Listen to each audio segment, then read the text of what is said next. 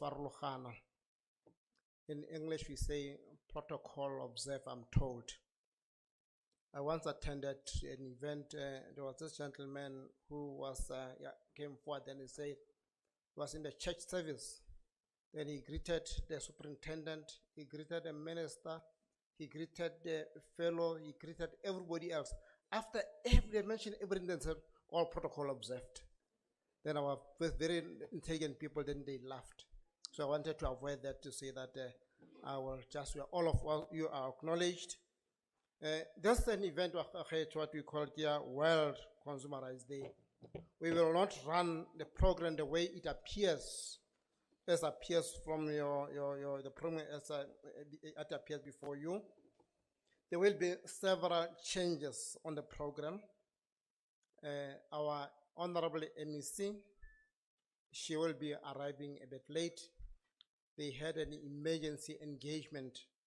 That is why she will be arriving late, but she will be forming part and parcel of this program due to the course of the day. I need to acknowledge that our Honorable MMC also have got some engagement elsewhere. She indicated to us that he will have to leave by 10 o'clock. So I'll run the program as smooth as possible. But before we all do that, I'll just request Ms. Ramona Moody to do the candlelight for us.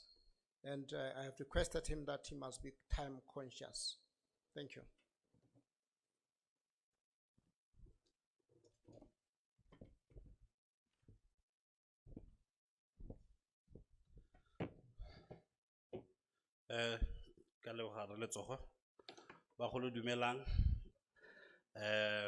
Protocol observes. Program director, I know I'm on 5 minutes, but I would like to get something out of the way. Colleagues, our exit is the one you used. Bathrooms are on the exit, left, right. In case of emergency, these doors lead to the outside. So when you leave the main hall, you turn left.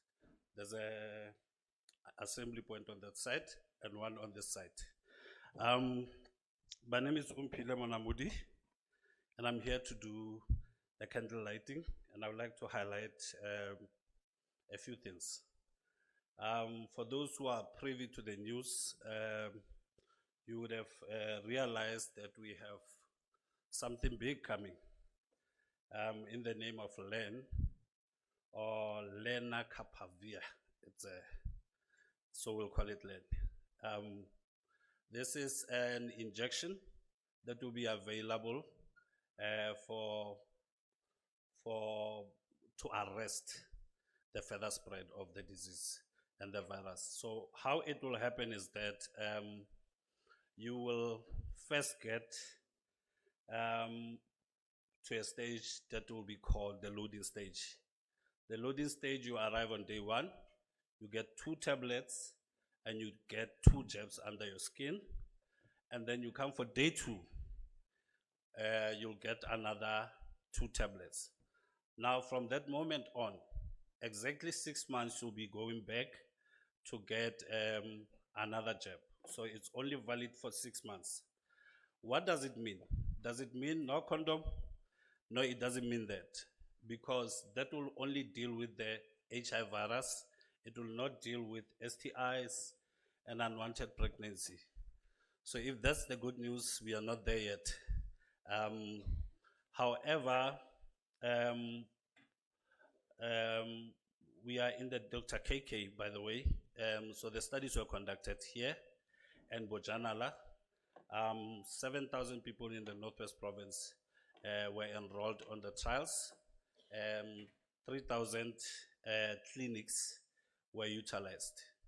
So this is nothing new to some of the people, and it will be available starting next month.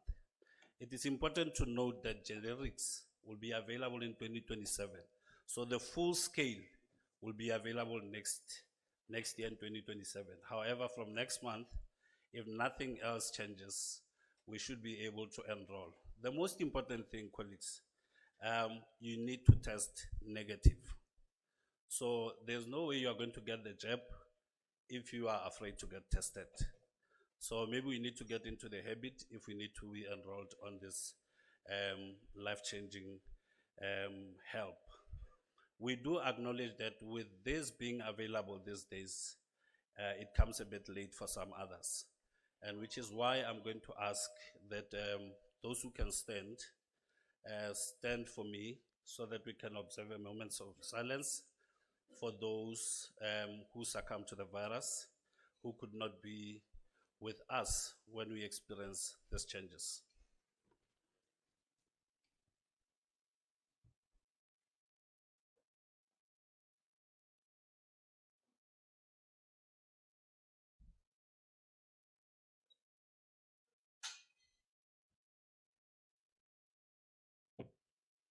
Thank you so much.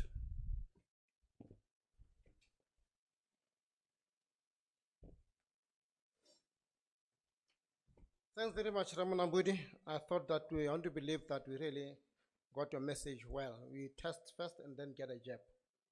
I hope I got well. Let me not waste time, colleagues, and then call Councillor Wesley Kang to come and give us Aramokhele Umatlosana, because how permission to be Rones in the young. Kang, we are in your hands.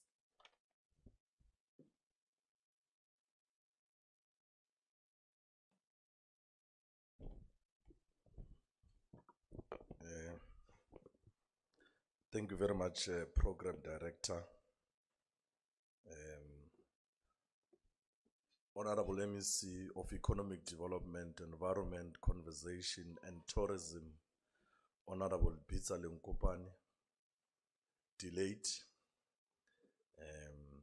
Executive Mayor of the City of Matlosana, Councillor Fikile Mahlope, in absentia, the Head of the Department, Mr. Lebohile Mafokane, a representative from Provincial Government and DDECT, regulatory bodies and industry stakeholders, representatives from financial institutions and motor vehicle dealerships, community members and consumers of the Northwest. Distinguished guests, ladies and gentlemen, good morning. On behalf of the City of Matlosana, it is indeed a great honor and privilege to welcome you all to Klerksdorp for the Provincial World Consumer Rights Day, Colloquium 2026. We are proud that this important engagement is taking place here in our municipality, as it reflects the collective commitment of government and stakeholders to protect consumers, strengthen accountability in markets, and promote fair economic participation. World Consumer Rights Day serves as a reminder that consumers are the center of economic development. Every transaction made by citizens, whether it is purchasing food, financial services, or motor vehicles, must be guided by fairness, transparency, and accountability. This year's theme focuses specifically on the rights of consumers when purchasing second-hand motor vehicles, particularly the right to receive goods that are in good working conditions and free from defects. This is critical issues affecting many households. For many families, purchasing a vehicle is one of the largest financial commitments they will make. When that vehicle is defective, misrepresented, or sold without proper compliance, the consequences can be financially devastating. Therefore, today's colloquium is not only about awareness. It is about empowering consumers with knowledge. It is about ensuring that consumers understand their legal rights. Businesses operate with integrity and compliance. Regulatory bodies enforces fair market practices, and government continues to protect citizens from exploitation. The City of Matlosana fully supports the initiative that strengthens consumer protection, responsible trade, and ethical business conduct.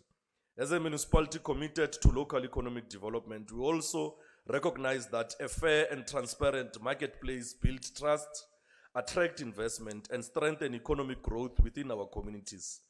Today's engagement brings together an important mix of stakeholders, government departments, regulatory authorities, financial institutions, motor vehicle dealerships, consumer advocacy groups, and the community at large.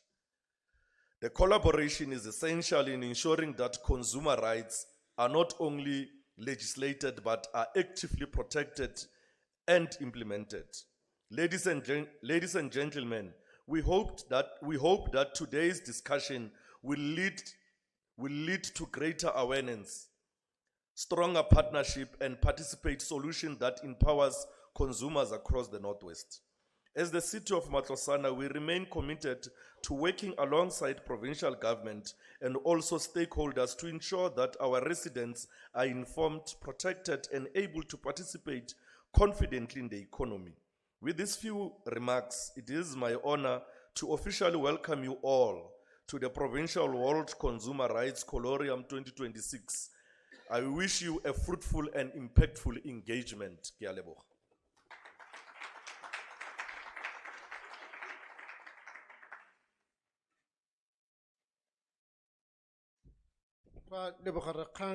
Those wonderful words. We really appreciate your presence and the words words of encouragement that we're able to give us. We are consumers here.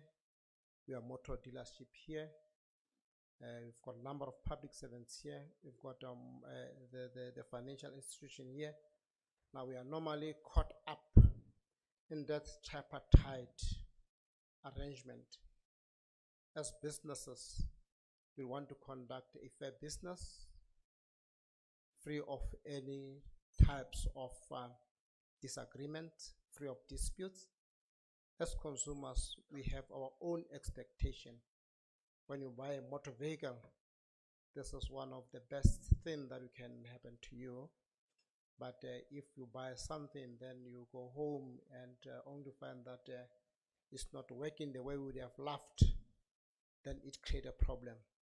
And I think we have created a platform for us to be able to manage our affairs. Thanks very much.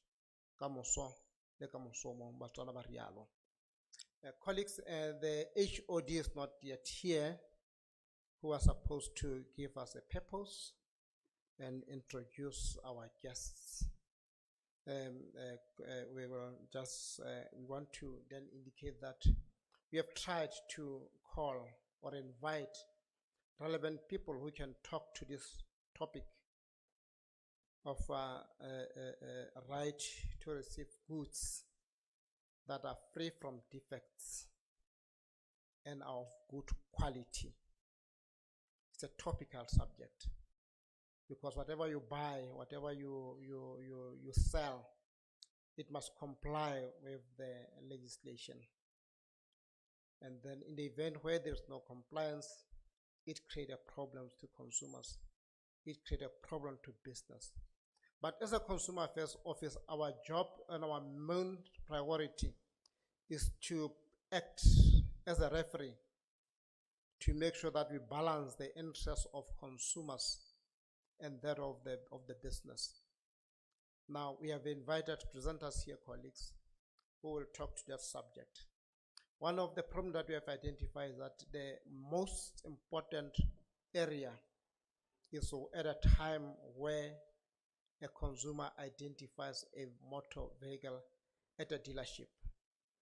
Sometimes we as consumers, we don't really do our due diligence. We don't take our responsibilities. We don't do what we're expected to do.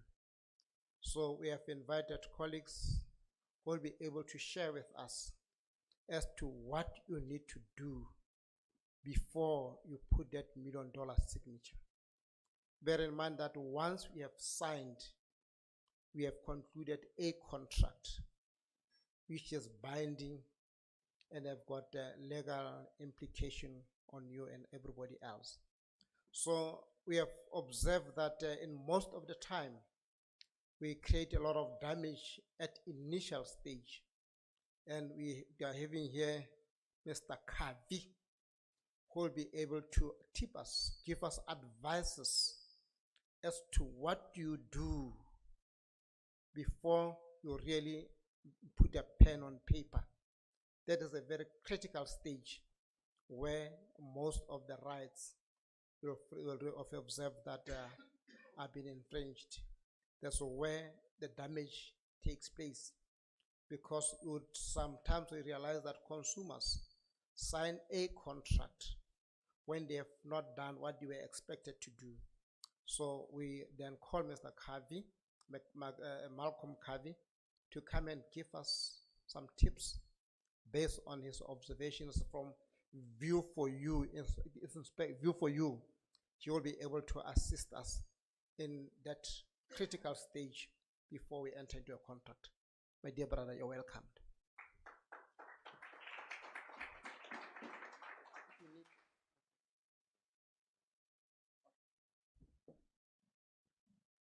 I greet you all in the wonderful name of Jesus. Ngiyanibingelela nonke egameni lika Jesu. Ngoba sonke singabantu baNkulunkulu. So I am Malcolm KV, founder of View for You, which is a nationwide vehicle and property inspection company. So as a company, we pride ourselves in siding with the consumer 100%. And many of you all know that the second-hand motor vehicle is on a downward spiral. We're getting dealers from all over, from Cape Town all the way to KZN, are all running amok with the people. Abantu babanjwa nje inkunzi. Idlalwa ngabantu nje. So what's happening is that a lot of these dealerships that we faced with is that they take advantage of consumers. And because consumers do not know what to look for. My mother's got a pension money. She wants to buy a car. It's the first car. She goes to a motor vehicle, second-hand dealer here in Klerksdorp. They sell her a lemon. They're heartless. And this is the pain we fight. We are saying that not all dealerships are doing this. But there are many unscrupulous dealerships that are prowling on the naive or prowling on the people that don't have knowledge. Put them in a corner to sign contracts that they don't even understand. I've sat on the board with the NCC at government level. I've sat to the We Buy Cars. I even took my company out of We Buy Cars because of the unscrupulous behavior that's happening. These people preach one thing, say that they're for the consumer, but they are not. All they want is the people's money. So we now equipping the nation throughout at every cost. We don't charge for equipping the nation. So what we are doing, we're going to walk you guys through a few things. I'm sure even Ukona Ola, that has a car there and there is an issue. This car, the dealer's telling him, hey, go to the ombudsman. Ombudsman saying, hey, go this way. You understand? It's like people are not winning. All the dealer wants, and the problem is, I say, we should blame the consumer, but to a certain extent. But a consumer does not have a diagnostic machine. A consumer doesn't have access to gain accident history repair records of a vehicle. A consumer doesn't know who was the previous ownership.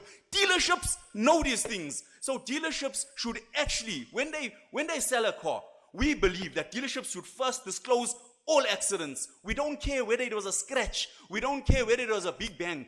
All accidents need to be declared and be exposed to the person who's buying the car, because any accident affects the value of the vehicle, number one. Number two, even a diagnostic needs to be done on a vehicle when they sell a car. Why must they do a diagnostic? You cannot look at a car like this and then determine what's wrong with the engine without a diagnostic. So we believe that dealerships need to start issuing clients with a full diagnostic live data report when they sell the vehicle. So one of the things that we're going to just walk you through, as my brother, Mr. Letsogo, says that I should come here today and lay the foundation to say enough is enough with dealerships. I, for one, I can tell you, right here there's a dealership in Klerksdorp called LS Motorsports. They've threatened my life because we exposed what they are up to. They said put a hit on Malcolm, right? Last week again, because we exposed big dealers within the Gauteng, they said put a hit on Malcolm. The guy calls me, he says the same thing we did to DJ Waras, we will do to you if you keep on exposing dealerships. I have put my life on the line. When the Lord called me to help the consumers, I said, Lord, here I am. I will do it at every cost. And why am I saying this here? Sikatele. We are tired because people work so hard to buy that car. And then that dealership prowls on you. And he sells you something, not even a week later, not even a month later. Yet we are protected by the CPA for 6 months. When you take the car back, they said, hey, you never take a warranty. Hambala. No, you can't do that. You can't do that. I'm protected by the CPA for the first 6 months of the vehicle. You sold me a lemon. We don't call him ikorokoro. We call him ulamula. Ngoba yinhle ngaphandle but ngaphakathi mungu. You know, that's what we call them. We call these vehicles lemons. They're beautiful on the outside, but they're sour in the inside. So when my brother, Mr. Litsoko, invited me, I shifted my calendar. I shifted all my meetings and I said, I'm going to the Northwest. I'm going there because enough. This province is riddled with dealerships that are scamming the people. And they threaten us when we come and we expose these things. And we're saying we will stand. We will stand. We're even in talks with government level at the NC saying, let us see how we can work with the government to stop this. So guys, with all that being said, that was just the foundation. So I preach. So I'm here to preach the gospel of the motor vehicle industry. It's a gospel that many people do not want to talk about. It's a gospel that people are being robbed constantly. So, when buying a vehicle now, I have 5 more minutes. Okay, when buying a vehicle, I want to urge you, before you get excited, never buy a motor vehicle if it does not have a legit full service history. Number one, never buy a vehicle if they do not give you a full diagnostic report. Never buy it. No matter what they say, don't worry, this car, one owner, one day, hey, don't believe that nonsense. No. We've seen those stories too often. Full service history, get a full diagnostic report, get a previous, listen, I'm telling you all here, even View for You can give you a service history. We can also give you a full diagnostic. We can also give you these things. And when you go request an accident repair history report, take it and read it and see how many accidents the vehicle had. And another thing is, if you can, ask them to show you a picture of the NATSAS paper. What is the NATSAS paper? The RC1 documents. You know, you request the RC1 documents, only now later you realize, hey, I bought a code 3, rebuild. This car's value has dropped. You didn't know. And the dealership did not disclose this to you. Those documents are vitally, vitally important. I'm sitting with a few cases now. These are big entities. Your Wheelies, your GoBird, your WeBuyCars, you name them. Even VW, McCarthy. I'm sitting with these big cases where we found some clone vehicles. We're finding twin cars. Now these people lose out. What happens now? What the police say, let's have a look at this. They take the car away from you. Your money is gone. South Africa, the motor vehicle industry is riddled with scams. I believe the Ombudsman's trying his best. I believe the NCC is doing their best. And salute to the NCC. I must say salute. I saw that case yesterday. You'll have won again Achenberg, a dealership right here in Klerksdorp. I'm grateful. We journeyed also with that person to help them. For far too long, consumers are not getting anywhere. And we believe we are not only doing the groundwork, Brother Letsuko, we are also praying. We are breaking things in the spirit to say those principalities and powers that are interfering in the motor vehicle industry must come down. Because people have chosen to love money more than God. They have chosen to love money more than the lives of people. And we at View for You have made a stand to say enough is enough. So now, buying a car again, do not rush. Do not rush. Never rush. The days of trying to surprise the family ngemoto is finished. Those days of thinking you're going undercover to buy the car and you're going to come and surprise the family, it is finished. You don't do that. You take a friend, you take another set of eyes, you phone your mechanic uncle and panel beater brother. You'll all go there and you'll inspect that car. What you do when you inspect a car, you don't rush. You start from the front. Whenever the paintwork doesn't look the same, you stop. You ask questions. You don't say, if they say, no, don't worry, we just fixed the stone chips. You say to them, please show me the pictures. Show me the pictures that you took before you fixed the stone chip. Don't believe a dealership. My slogan is never trust a dealership. Never. I work with over 60 dealerships throughout the country. My company goes, you'll find us even up in Uppington. We are all over South Africa. And we work with these guys. And they say, but why do you say don't trust? I said, you're human, you are fallible. So we cannot tell people to trust you. Now in closing, how many minutes do I have, brother? 3 more minutes. All right. In closing, we'd like to say, if you do not have anyone to help you, inspect a car, never rush, ask for help. And I hope that this Northwest will be the first place to enforce their dealership to start writing their contracts in our language. Because many of us, we're reading, we don't know what we're signing, and we're signing. Can we have these contracts in our languages that we understand as well? So that's one of the things. So never rush. Take your time. Test drive the car at various intervals from 0 to 120. Not this thing of going around the block and then you saying this car can drive. That's nonsense. You cannot do that. You need to test drive the car for lengthy distances to understand. And when you are done, inspect every single thing. We even inspect the aircon. You know the aircon speed? 1, 2, 3, loud. We inspect even the aircon speed. Inspect every light. This is your investment. This is your money. Do not rush. We want to thank the Northwest government and municipality for having us here. And we are nationwide. If you'll need us to help you all, you'll find us on all social media platforms. We are very busy. And we are dealing with all these unscrupulous dealerships. Are there some good dealerships? Of course there are. Are there some terrible ones? Of course there are. Dealerships can sell accident cars, but they need to start disclosing it to the consumers. Amen.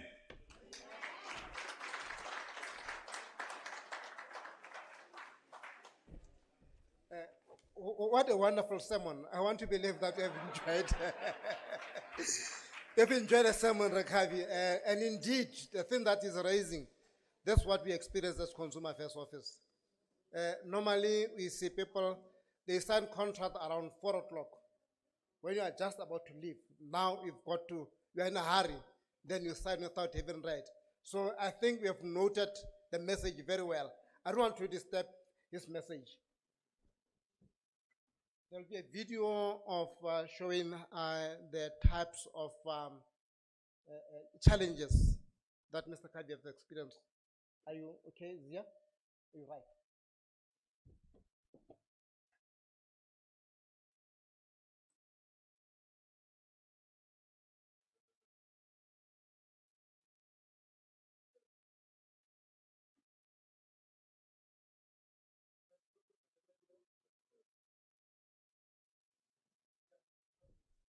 So you look at this vehicle, and this was not a Spaza dealership. A lady sends us to check this car. Look at this car. Unscrupulous dealership. Look at the lights. Look at it. Everything is loose, but they said this car is accident free. So as a lady goes and buys, they're not going to be able to check these things. I think as it goes, it'll just, maybe you can just fast forward a bit. There we go. Look at this light. Okay, that's under. Carry on. There's welding. Intercooler here. Check this. Been damaged. Basically completely loose. Even the radiator. There you can see parts of the chassis just welded back on. And even on the side, right there. Just been welded back. Right there. Yeah. So this is another part of the chassis, completely bent. Now, how do you expect my mother, who is 60 years old or 50 years old, to go and look at these in a car? And in the dealerships, it's accident free. These are the challenges. If you can skip to the next one, please, bro. I just want to skip to the next one of the lights, yeah. It's the vehicle on the inside. It looks decent.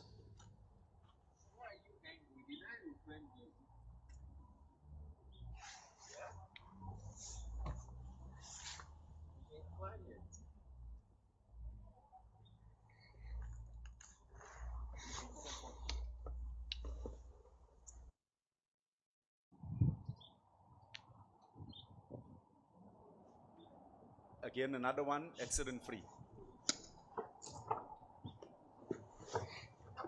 But if you look at all the welding, look at this workmanship. The car was definitely resprayed. And it at the back, full rear smash. Poor workmanship. And that's what, these are the things we come across, and Here you can see the respray. I think you can just go to the next video. Look at this one. Airbags they tried The to, airbags have definitely been they deployed. had been deployed, To and push they tried to back, put it back, but fasten and the most of these insulation cases tape. it's ladies' cars. And they do prowl on the ladies, and that's the truth. We're not gonna even deny that. You can just go to the next video. Look at this one. This is one of the biggest dealerships in South Africa, very well spoken of. It was at Bobby Petkoff's dealership. They removed the OBD, Midmac, and they're not diagnostic, you could not do it, and many other stories with it. You can go to the. There's one with the blue slides.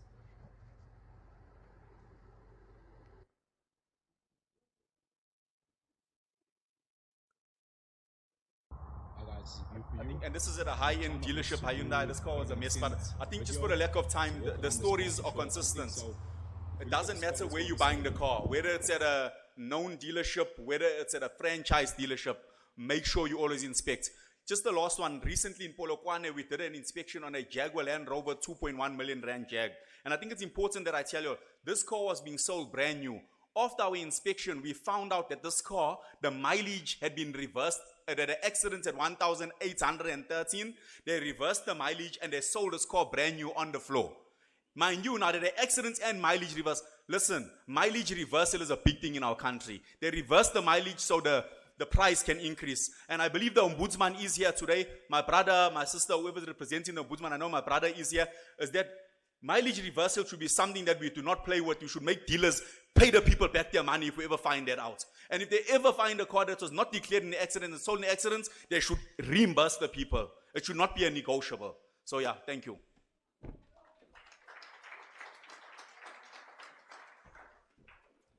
Thanks very much. I want to believe that really learned a lot in terms of what you're supposed to do when we receive this type of motor bill. Before you put a pen and paper, make sure that the advice that we got today is well noted.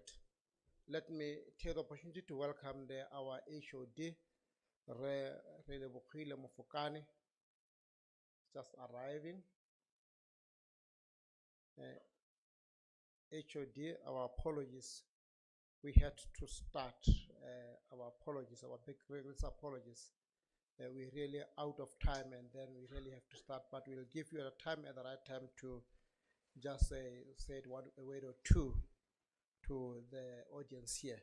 Let me, without any waste of time, let me take this opportunity to then call the Captain Elise van Skalkbeek. He will be followed by Sergeant Mahachane, because the second vehicle has a lot of compliance issues. Captain, you can just come and share your experiences and advices. Thanks very much.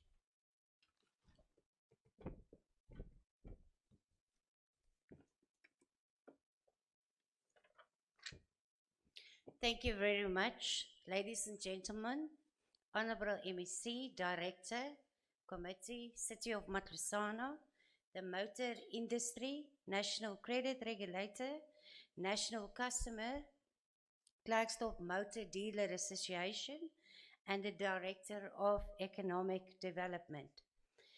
Acknowledge of all the guests present today, and thank you for giving me the chance as the Flash Commander in Klerksdorp for second-hand goods to address you today. I just want to make a request that I know that all of you have many questions that I must answer, but I did bring a lot of police members with me today. So after my presentation and after the program, you are welcome to ask us any questions, applications, questions that you're not sure of.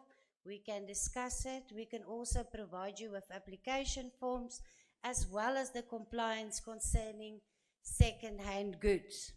Second-hand goods is an act that is very important in our industry, and I want to say that people don't adhere to the act and they don't see the necessity and the need to register as a second-hand dealer. First, I want to mention that a second-hand dealer, if you are a second-hand dealer, any person who is engaged in a business of buying, selling, or any motor vehicle must have a second-hand license. It also includes a tire dealer, motor vehicle parts.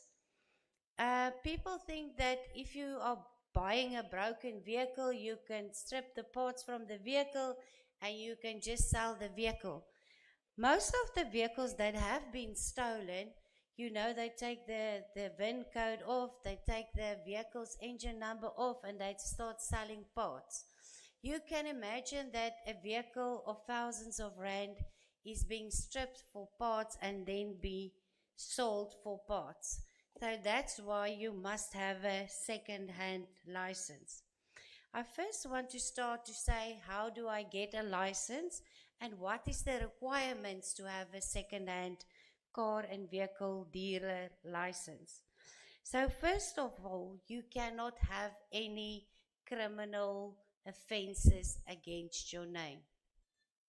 So firstly, you will come to the police station, you will get your application form. It's a SIP 601 where you will complete the form. Then we will take your fingerprints, we will send it away to see if you have any offenses against your name. If any offenses against your name, you cannot have a second hand license or a vehicle license. Thereafter, you must also, when you hire a premises, you must also give us your lease agreement. If the building belongs to you, you must also give us your deed of title that you are allowed to be at that certain premises. I also want to go into this to say that there's no way you can sell vehicles and you don't have a premises. You cannot take one vehicle to the N12 as you are doing right now in Klerksdorp. I park my 8 vehicles there, I put a price on my window, and I'm selling that particular vehicle. It's against the law, and after this, I will give you the fines that we can issue you with. If we did give you 3 fines and you don't adhere, we're going to take your vehicle, we're going to impound your vehicle, and after the court case, after the docket has been opened, your vehicle will then be forfeited to the state and you will lose your vehicle. That is in our mandate and within our powers to do that. And then people are not thinking about rezoning. If you have a premises for a second-hand vehicle dealer, the premises must be rezoned for that particular premises. If you want to sell cars, they cannot say refreshments, they cannot say health institution.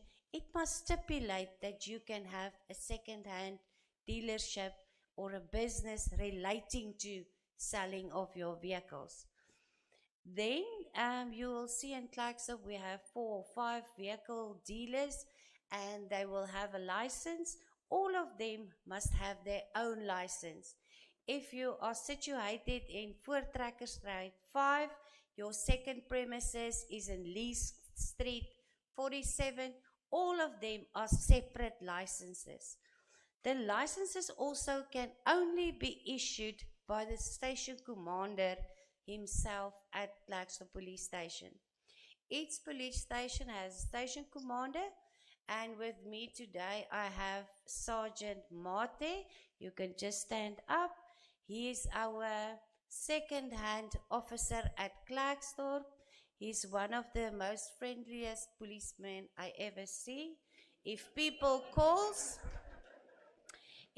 will call us and tell us, yo, what must we do? We want to apply for a second-hand license. Then he will also tell me, no, Captain, I will go there.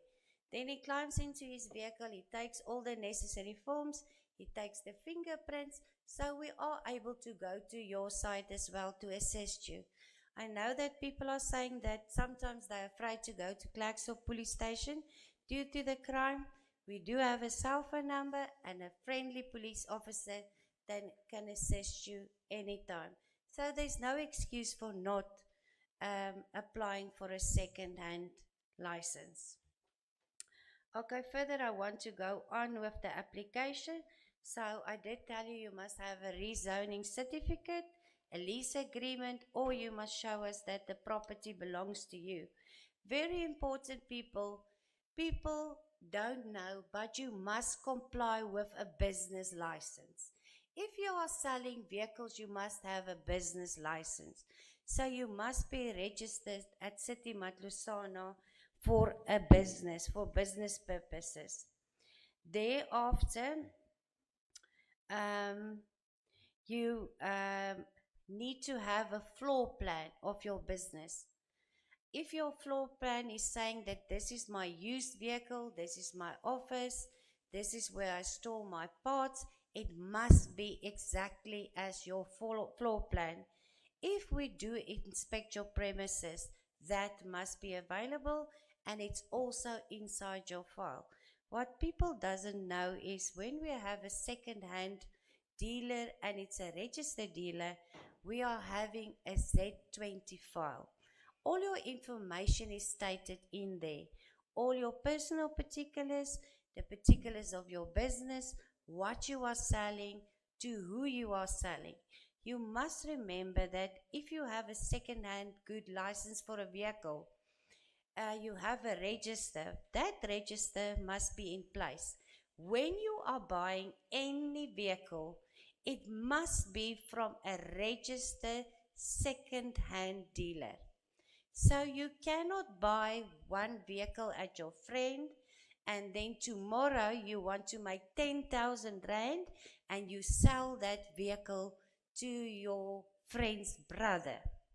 As I already mentioned, the reason for that is in the Second Hand Good Act 6 of 2016, it stated clearly that you must remain with the property for 7 days. For 7 days, you're not allowed to sell that vehicle or your tires or your parts that you already registered inside your second-hand good register. What must be in my second-hand register? The name, the particulars, copy of your ID, registration paper of the vehicle, and who you bought it from, and you know what? The price. The price you purchased the vehicle for. During my inspections in Klerksdorp, it was amazing how many profit the second-hand dealers are making in Klerksdorp. Because during my inspections, I can see where did you buy the vehicle, I can see your registration papers, I can see your purchase price, and I can see your selling price. And people are ripped off. I cannot say that. I'm not allowed to say that, but sometimes it amazes me what people can ask and what they bought the vehicle for. Okay, and then we also have a time due when we receive a second-hand license at the station. And Sergeant Mate then will open the file and will get all your required documents that must be inside your file. And this one is a very important one of them all, SARS.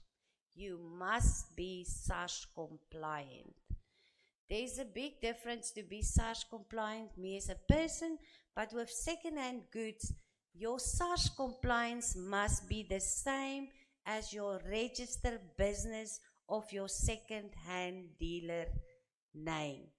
So you cannot bring me one that's on your personal name and say that you want to do a business with a second-hand vehicle license with your own SARS document. It doesn't work that way. You must provide us in the company name that you have your business. You must have your SARS compliance. And then also all the bylaws of the municipality must also be adhered to. You also will sign then a regulation 3. What I told you about is your fingerprints. If you want me to go into how you apply on a 601 and you renew your license, I'm just going to shortly say to you that a second-hand vehicle license is valid for 5 years. You must, prior to 90 days, apply for your renewal of your vehicle license. We also are doing compliance inspections. We have a small compliance inspections that we do at second-hand dealers. But I just quickly want to run over to say what we check. I'd already told you that we are checking if your papers is correct in your file. Is it correctly filed? Is your vehicle's number on the window? Is it in accordance with your register? As I said, your purchase price, your selling price, and also all the necessary documents that you must also have. On that document, you need to identify the VIN number, the chassis number and the engine number, the vehicle registration number, the odometer. He already talked about the odometer. In my experience, I saw that, you know this book you get in your car bill, né? What's your car bill? Inside. You have this book. It says it's my book when my vehicle was serviced. It's the most important thing. Before you buy any vehicle or you touch any vehicle, you take that book. That book is your last service. It says 1397. When I do inspection at a second-hand motor vehicle, I will see that the last service is more than, that's the odometer that's standing on the floor of the second-hand dealer. What does it mean? The kilos is reversed, né? And that's very important because some of them will reverse it more than 100 kilometers on what you saw in your booklet, né? So it's important to look at your booklet, when was the last service. But I want to teach you something that I did learn in my experience. What happened to me is we bought a BMW. You know, we all want to drive a BMW. So we bought an X5W and we said, this is a good price, and it was delivered from Durban because it was a good price. So it had a full history of service, and when the vehicle arrived at night, just before we went on holiday, it was 11 o'clock. The vehicle came there on a tow truck. We were so excited.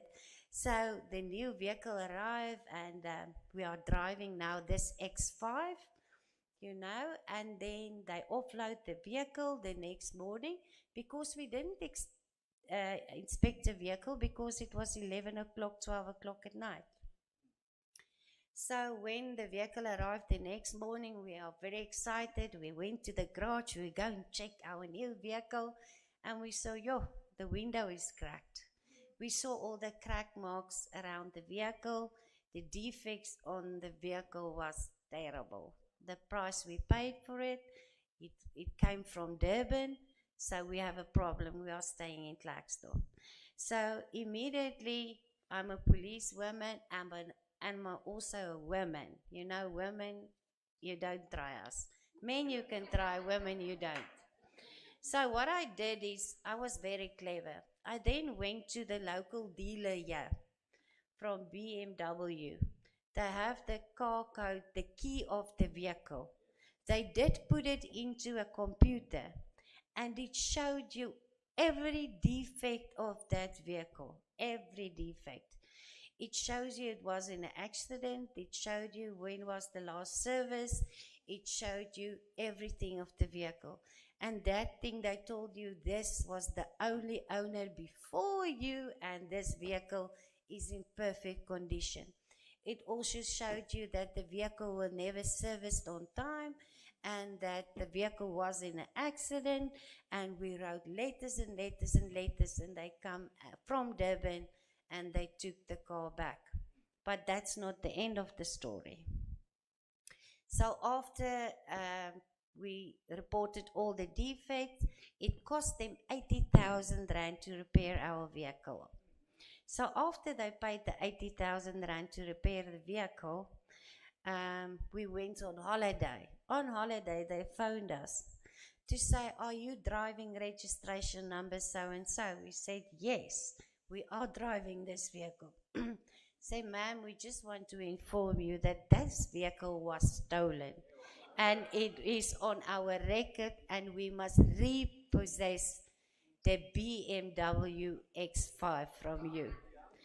So they came and took the vehicle, and we did get our money back, and we never bought a BMW again.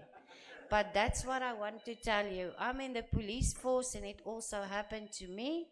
So if you have any questions afterwards in how to apply and what you need to know on second-hand vehicles, I just quickly want to tell you the fines. I think that's important. Now, to give you just some of the fines. Any person who carries a business with failing to register, 5,000 rand. That means if I come to your premises today or I can find your vehicle not at your premises, I can give you a fine of 5,000 rand. If you give me any false information, 2,500 rand. Remember I told you in our principle we will give you 3 fines. After 3 fines, your 4th one will be a docket, and that will be arrest. So you will go into custody, and then you will apply for bail. Also, failing to register the goods you receive or the vehicle in your vehicle register. If you don't register a vehicle that you receive today, the vehicle is not on the premises for 7 days, I can also issue you with a fine. Failing to have all your documents in your file. All your registration papers of your vehicle must be inside your file. And I also exactly want to know who you are selling the vehicle to. ID number, address, all the particulars must be there. And I must be able to get that person if I want that person. So, people, it's very important. And you cannot just get a second-hand permit or a certificate. There's certain guidelines you must adhere to receive your certificate from the station commander. He also has obligations. He must look at your applications. Thank you very much for the opportunity, and I hope you're all registered as second-hand dealers. Thank you very much. Thanks very much, Captain. I think Sergeant Sid Mahachani will just be here now. You know, we are trying to shake the baobab tree. I'm told that the only thing that gets shaken when you shake the baobab tree is your buttocks. That's exactly what we are trying to do. Kia leboga. Let me take this opportunity to greet you all in the name of Almighty Jesus Christ. Amen. I'm Sergeant Mahachani working for the South Africa Police Service. I don't have much to say because I'm from another unit within SAPS. Captain maybe forgot to tell our consumers that SAPS is one of the government department. Last week I was at Mafikeng, Captain and Colonel, telling people that the consumers or community don't like SAPS. But there is these things on the social media that says, make a crime. People, consumers, they are saying we are not working, captains. Make a crime and you will see that the police are working. Just make a crime and you will see that we are working. You will see the police are working. Consumers, SAPS got lots of units. Don't see us as a police officers like Captain, she was here, she's from Flash Unit. Me, I'm from Vehicle Crime Investigation Unit. I'm dealing only with the vehicle. I'm just here to give tip-ups only on vehicle crime investigation, only on a vehicle crime. Colleagues, our country is in the siege of a crime, especially on vehicle crime. Our country is in a siege on the vehicle crime. Out of 100% of transport vehicle in the country, 60% of the vehicles they are in the countries that are stolen and hijacked. 60% of them, they are inside the country. 30% of the vehicle that are hijacked and stolen, they are taken out of the country. And you know what that makes? It makes us to pay more on insurances. That is why our petrol is so high. Go to Botswana and compare our prices with the petrol for Botswana. The people who are staying near the borders, they just jump and pour petrol in Botswana. But when you are here in Klerksdorp, we cannot go to Botswana and pour petrol because of you. It will be useless for you to go in Botswana and pour petrol. I'll go bit by bit and giving advice to you. Let me give advice firstly to the dealership.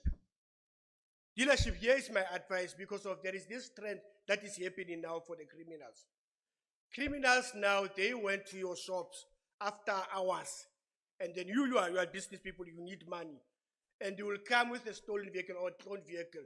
After giving the cloned vehicle, and then you are not dealer stocking the vehicle on your shop, and then tomorrow you are selling the vehicle to consumer. After selling that vehicle to the consumer, she or he will visit our vehicle crime investigation unit. And when she or came to our unit, we impound the vehicle. After impounding the vehicle, who lose? The consumer. The consumer, after losing, she or he will go back to the dealer.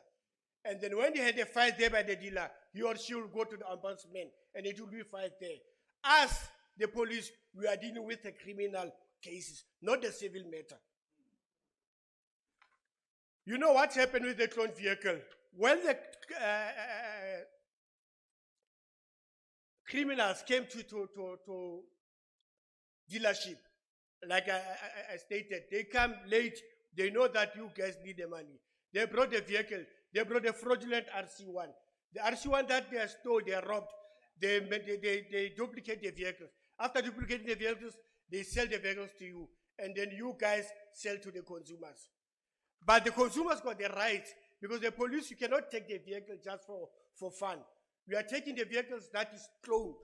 We are taking the vehicle that is stolen. You cannot go to your place and seize the vehicle from you just for fun. We cannot.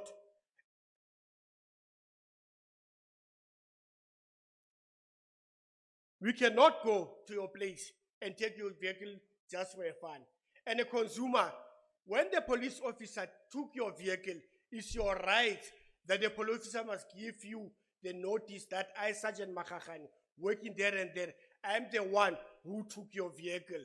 And then they must give you black and white written that they are the one, because of there are criminals outside there. They say, no, I'm a police officer, they took your vehicle. Tomorrow you don't know who took your vehicle. And if you have a complaint with the SAPS, it starts with the commander. After the commander, it goes to the district commander. After the district commander, it goes to the provincial commander. And then you will try and solve your cases. Let me come to this one. When a person consumer, like Makhakhane, want to sell you a vehicle, just ask Makhakhane, let's go to the vehicle crime investigation unit. The vehicle must be inspected with the police officer who has the knowledge of the vehicle. Because of the people like the dealers. Example, 2 years back, I seized a vehicle in Mafike from another lady. She bought a vehicle here in Klerksdorp. I don't want to mention that dealership because I want to protect its name. When I visited that dealership and I asked him, no, he's a white guy. And then he was fighting with me, telling me, no, I deal started with the vehicle on my dealership. The problem is, don't own as subs. I'm not owned by any person. I'm a member of the public. I'm public servant. I don't have people who own me. No, Makhakhane will help you. When you come to the community service center, you will get help. Don't allow people say no. Like the dealership, they've got their friends they are the police officers. They are not going to the vehicle crime investigation unit. Example like the vehicle that I took in Mafike. The guy told me, no, I've been helped by a certain guy in Klerksdorp CSC. But we are having the vehicle crime investigation here in Klerksdorp. We are having vehicle crime investigation here in Klerksdorp. And then you dealers, when you dealers stock the vehicle on your dealership, you must present the vehicle for clearance at police station physically. Don't send the documents because it's where your problem lies. Because of like we have the corrupt police officers, I will clear the vehicle. Tomorrow the vehicle is fine. And then you are selling the vehicles. Our pure consumer is going to buy the vehicles. Now, boom, police took the vehicle. I thank you, Program Director.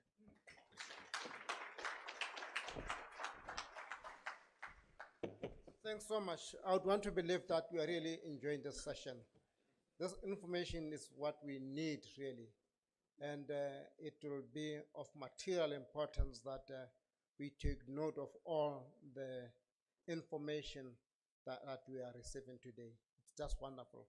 Let me take this opportunity and call Rebudibe from the motor industry ombuds.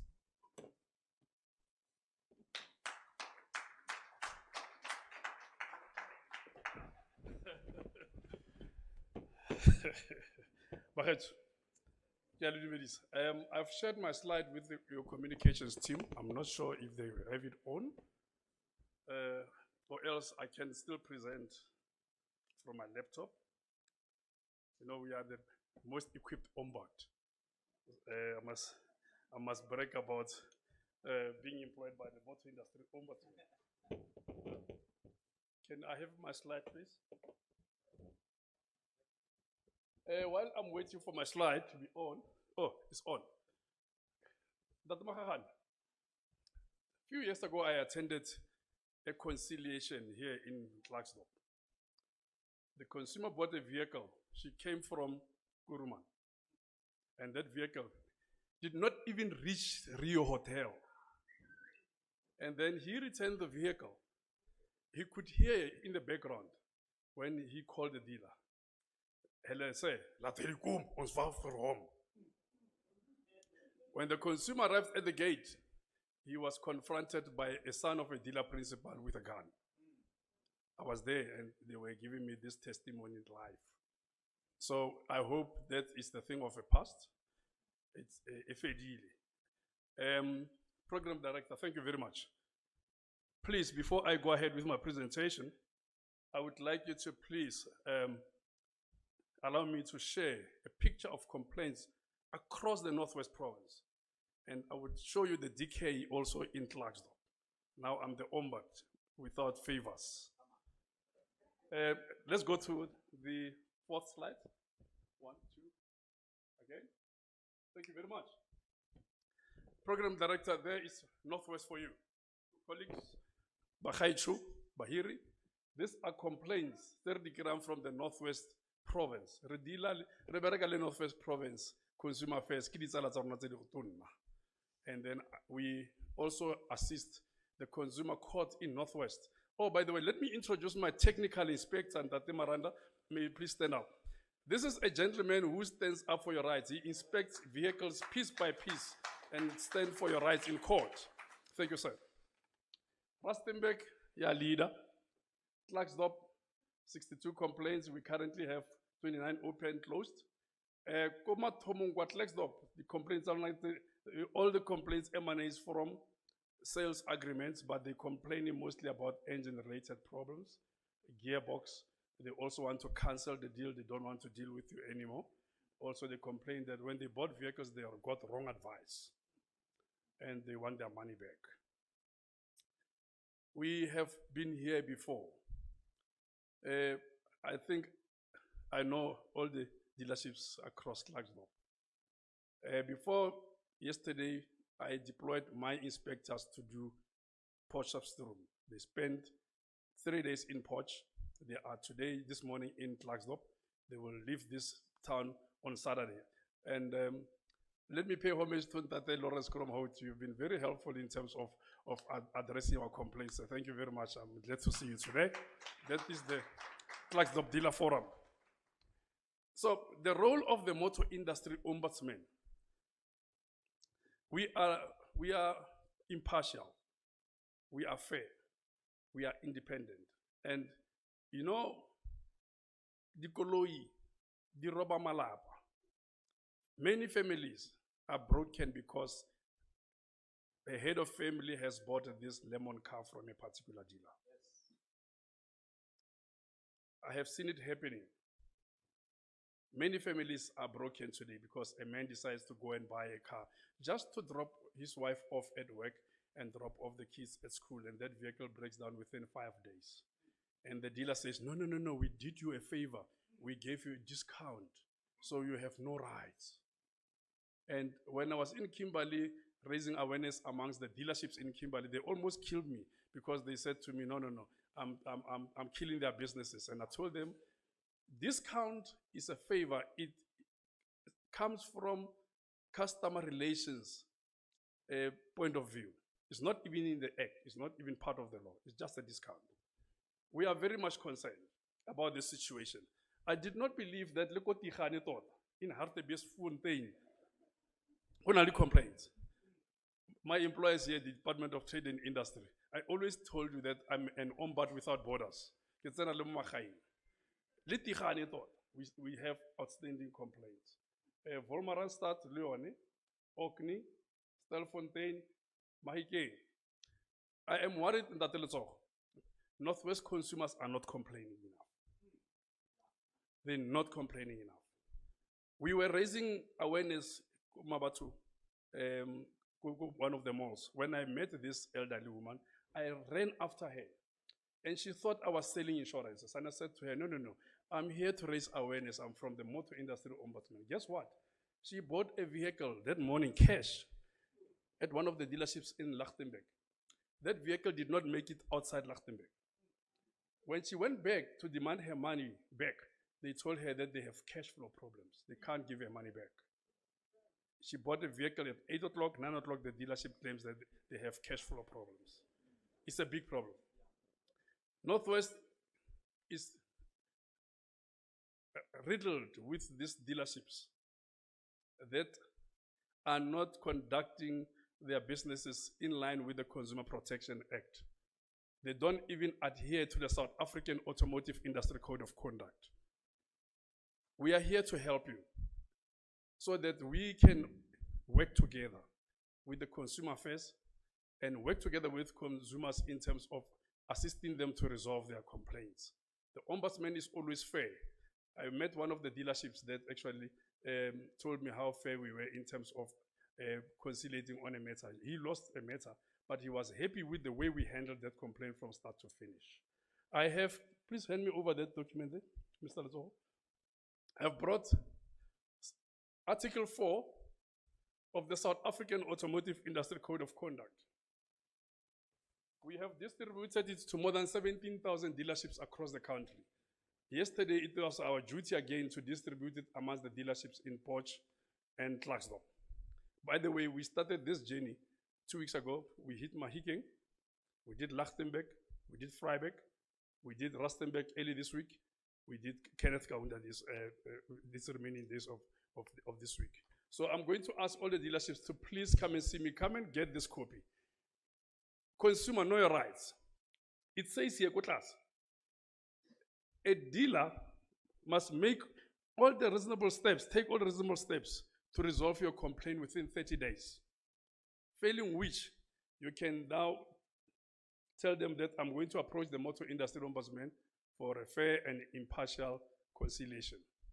Ladies and gentlemen, if you click on this QR code, you log a complaint, you instantly receive your reference number, the name and email address of a person to whom your complaint has been assigned to. There's no more 24-hour waiting period. The dealers, when you receive a letter from the Motor Industry Ombudsman, you have 10 days to respond. Failing to respond to the Motor Industry Ombudsman, we already have case law. We already have case law where a dealership was fined for not responding to the Motor Industry Ombudsman. You may face 10 years imprisonment or 10% penalty of your annual turnover. That is in line with Section 82 of the Consumer Protection Act.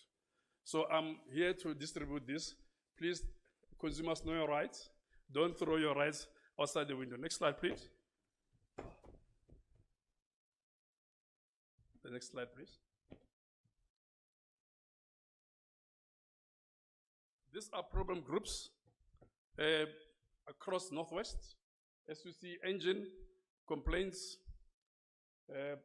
wrong advices, consumers canceling the deals, asking for the refund, followed by service-related problems, gearbox, overheating, accident. I came across a notice yesterday at one of the dealerships, and I told the dealer, the positioning of the notice is correct. but it is not in line with the spirit and the purport of the Consumer Protection Act. It is an offense to agree with the consumer to waive away his rights. Bagaetsho, le tlogele go konopa ditshwanelo tsa lona ka matlhabaphefo. Have a dealership offer discount, you still have a right. And this right is given by the law. 6 months warranty. Quality service is your right. Next slide, please. I'm galloping like a horse because Kigibata will say for now.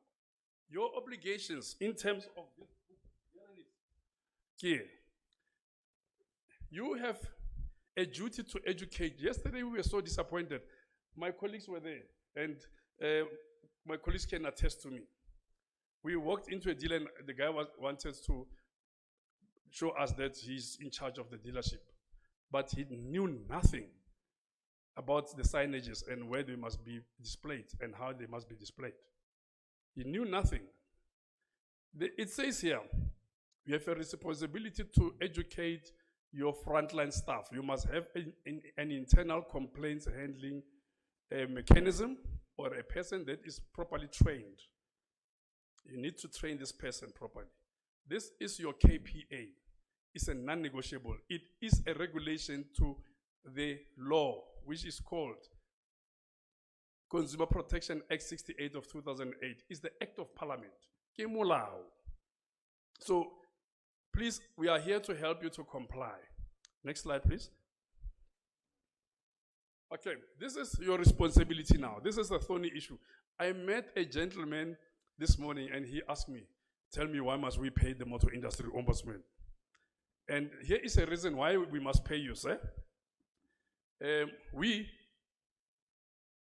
have a duty to compile a list of all the South African automotive industry participants within the borders of the Republic.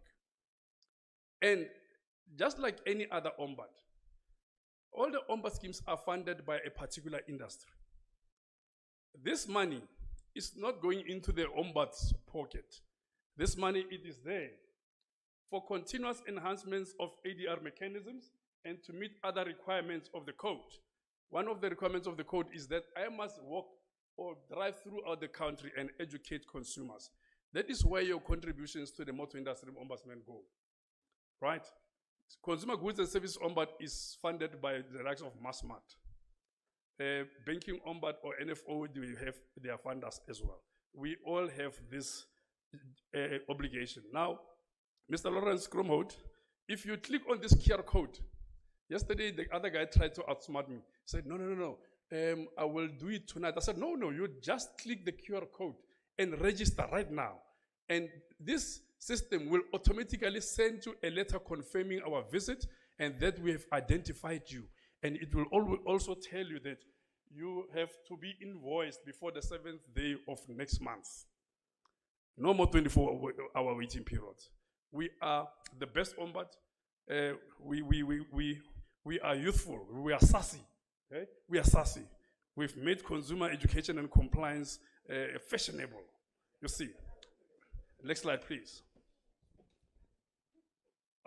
My dear Colonel, Lieutenant Colonel, and my colleague that was here. Second-hand Good Act.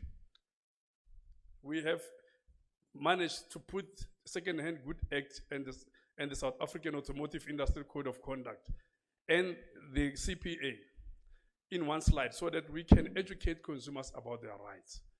It is true.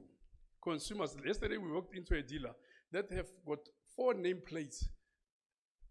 R Motors what? K Motors what? And when a consumer walks in, she buys a vehicle. When a complaint arises, a consumer do not know how to cite the dealer. I bought a vehicle from KR Motors, but there are 3 names there. We don't know which one is which. So please comply with the Second-hand Good Act. I've seen people arrested for failing to adhere to the code. Thank you very much, Bam Pizza. But my presentation since the thing,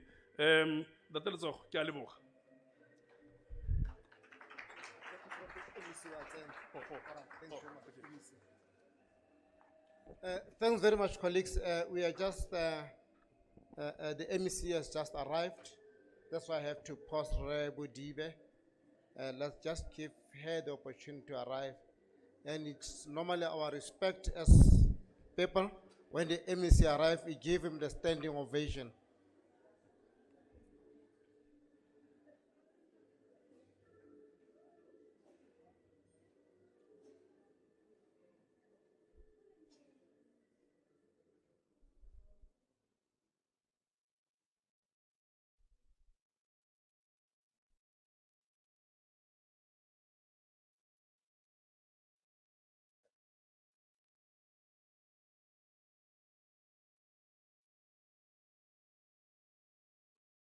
Thanks very much.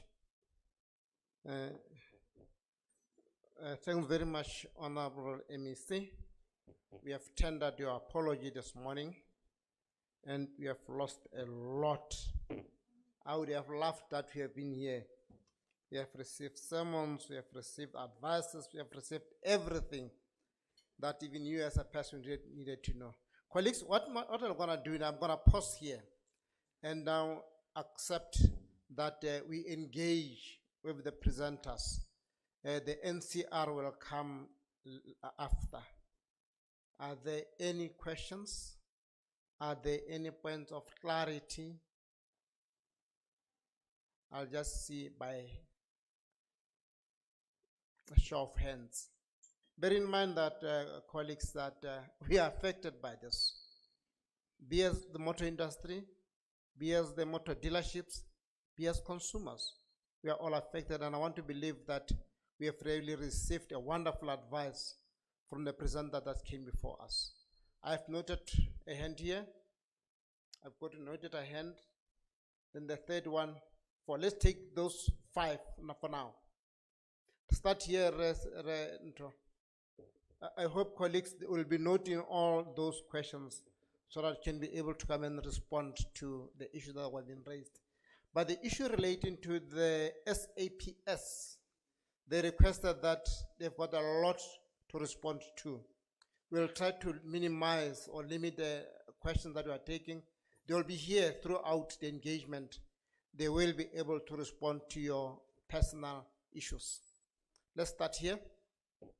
Yeah, thank you, Program Director. With all the due respect. Thank you, Program Director. My name is Buitoko Selekanyani, member of the Mayoral Committee from Akamuti Mulema District Municipality. I just want to check. Basically, it's around the first presenter, but I also think the Ombudsman touched on it. The 6 months period waiver for a consumer. I just want to check, you as a consumer, you're given the 6 months period to lodge your complaint before your contract becomes active or what. Then if you did not report within the 6 months, what then happens to a consumer? Do they forfeit their rights, or they no longer are able to go back and complain to the Ombudsman to get assistance? And beyond the 6 months, what period are they given for them to no longer be able to lodge a complaint with the Ombudsman? Thanks so much. Noted.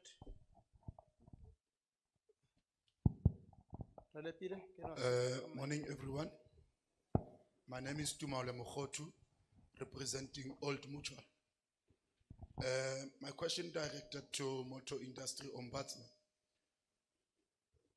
It gave me joy when you say that Klerksdorp or the Northwest consumers, their complaints are very low, because us as a banking industry, we also discover that. So my question is, what do you have in pipeline to address the issue? And bear in mind that us as a banking industry, we are also willing to come and assist you. I need you to give us as a consumer in detail the programs of awareness that you are having in pipeline to address the issue of the consumers putting or laying their complaints, because we already discovered the problem that the complaints that are coming from Northwest at a particular moment are very low. Thank you. Thanks so much. Dumelang bagaetsho. Na ke tswa ko Klerksdorp District Taxi Association ke nna Red Tobolo ke PRO ko teng. Motho ga nka nna selege gotlhe bagaetsho. Ke bua ka re letsogo. No ga se tja tse metlai ke tswa ke mo itsile e se ke mmone ka matlo. Go bophuta tswana re tsa matsapa rona. Ke itseng ke na le bothata. Ke tshotse matsapa ke a Mafikeng ba mpha dinomoro tsa gagwe ra buisana. O nthusitse half. Ke tla bua ka puanyana se ja tlhapi. Bontlha bo bongwe bo bosala. Jaanong ke ipotsa gore a ke ka borele tsogo ba tshaba makgowa. Jaanong ke yonela selo sa ka so morwarra gore go na le dibanka tse dingwe tse re sa kgone go itlha go tsone. Ke ipotsa gore a di rwetse kgotsa jang. Ke a leboga.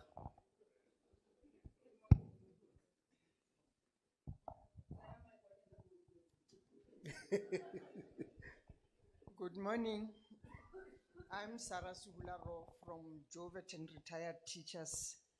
The captain spoke about the difference between the amount that the dealer buys the car with and the amount that they sell it for. Now, I was interested in knowing whether consumers have the right to know how much has the dealer bought the car for before they buy it. Thank you.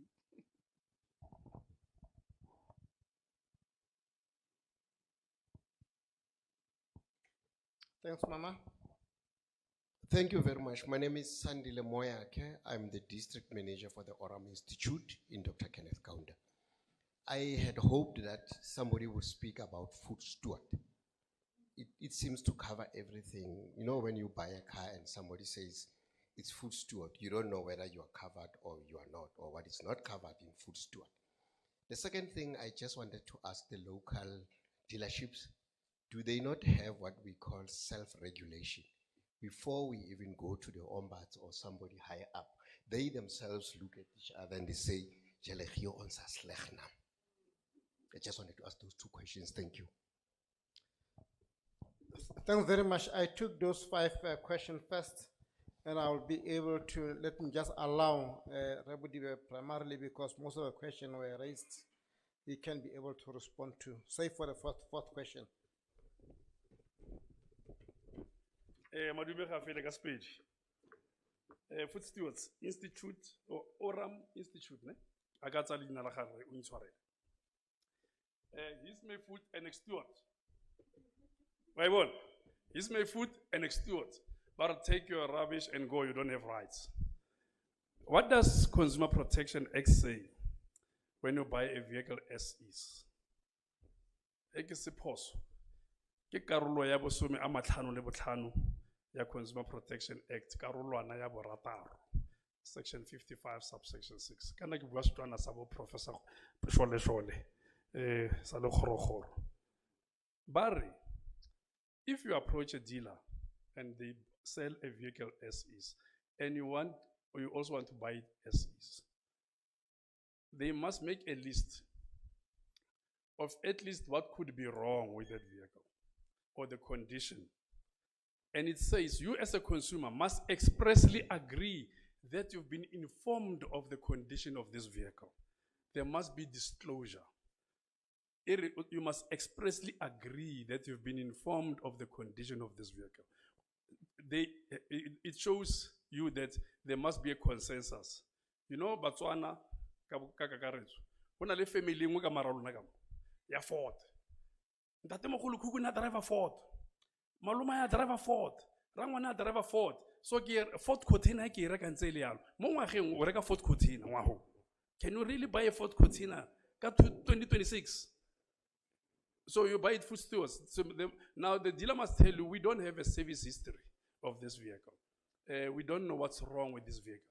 And you must expressly write down to say, I've been informed of the condition, so that when a dispute arises, we're going to ask you to give us the condition of sale.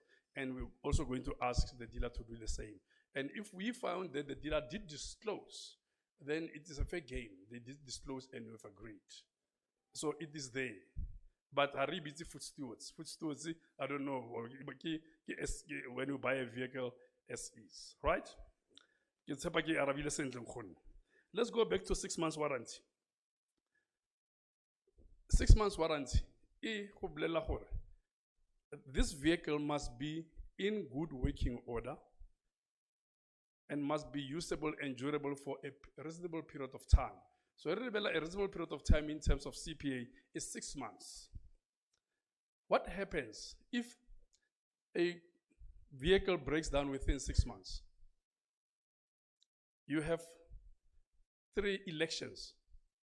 Not the dealer, you as a consumer. It says it's at the election of a consumer to either ask the dealer to repair the vehicle or replace a defective component or replace the car or refund.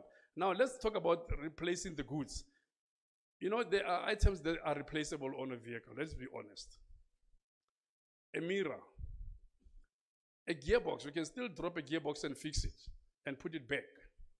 So you can still elect to have the gearbox fixed or replaced. It does not only refer to a vehicle.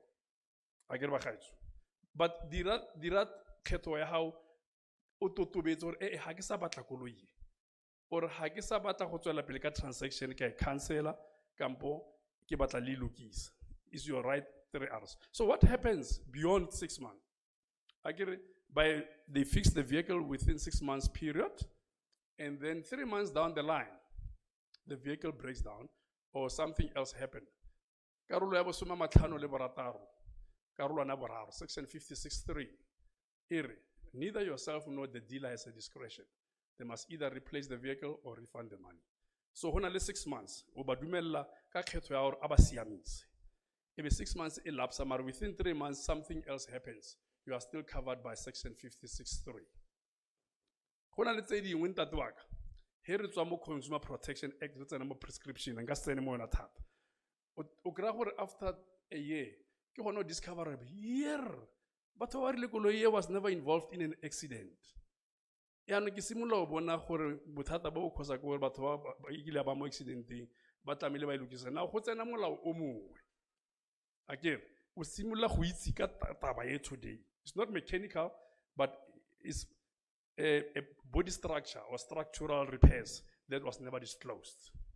O tlo tsena molao o mongwe wa prescription. O nka se tsenele mo ona thata, so re a rutana akere. Ke tshepa ke arabile. All mutual awareness. I'm sure ke buile gore re fetsa beke ya bobedi MEC. Ke re ke go dumedisa MEC. O itse ke itumela thata go le teng ebile ke bua Setswana yanong cause o tlo go mpotsa gore mosimane wa o ja seja tlhapi. Ha ke na dikgomo tsa go duela. Remember your Consumer Protection Forum.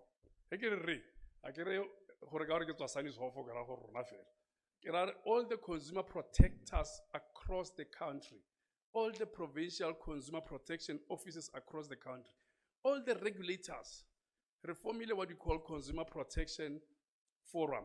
In a little committee, in a little Policy, Research and Strategy Committee, in a little Compliance Committee, the inspectors, in a little Consumer Education. Oh, by the way, is here. There is the convener of the National Consumer Education Committee across the country. It's in Northwest Fair. There she is. There she is. She heads National Consumer Education Committee. She gives direction as to where to go. So we are embarking on awareness countrywide. In the morning. We were go mega city. Here ko pana le mema mono na na re ke insurance. Ke re ke mo go tla raise awareness nna ke bereka di complaints tsa dikoloi. A re ke fetsa re ka koloi ko Lichtenburg. Ha ya tswa le ka Lichtenburg. e robegile ke busetsa ba re bona ba na le cash flow problem. I'm here standing proudly to say that month we got Mamono's money back. We put money back into her pocket. So mo Matlosana re dira di campaign le ka weekend re bereka le dikereke re bereka le di stokvel re bereka le dikolo yo go gontsi ko di stokveleng o tla utlwa metlholo mentsi re o rekile koloi o tsene mo sekoloto a sa bolela mme hey mme ha itse gore mme ba moletse gore ke koloi ya go mmerekong o tshabo disclose re ke tsere tšhelete ya go ba ga ntlo ke rekile koloi ka yona ko stokvel ya ke rano bontate re le so ba re tshaba bolela mare nna bodibe ombudsman ke ba latela go bojalweng ba dintsha yona ba dintsha o tla utlwa botlhoko ko giane ntate mong a re he got a call from this beautiful voice of me. Hello sweetheart, what's your ID number? Aba move. Hey, give one move. Hey, and what's your account number, sweetheart? Aba move. Hey, Batu, that. Within that 10 minutes, Aba lose the phone high beti. Makisur ki mati man phone high. How do I start? Over the transaction, 10,000 rand is gone. No, I can't do that.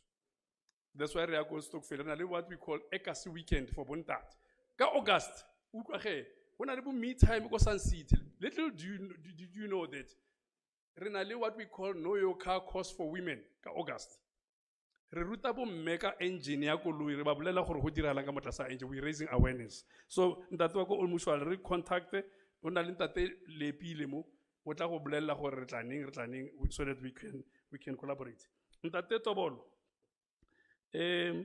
yo a gona gore dealer ka go bolela gore ke le koloi ko auctioning ka bokae ba mo kgwebong ba ka ba rekile 2 cents mara ba tla ba rekisa le bona gore ba kgone go tsweletsa kgwebo ba bona go pele a gona molao o reng ba tshwantse ba re bolele gore ke rekile ko letsogo ka bokae di prices di determinwa ke market a di determinwe ke anybody. The market determines the price and the value of the vehicle. So what like when o negotiate go le kanang kang go reka sejanaga ra ko patle mabane ke bone koloi e nngwe mo Klexdorp ko dealereng the headlights is not alive mapodisa ba ka mpakela they were affixed with something that looks like chappies or a gum the headlights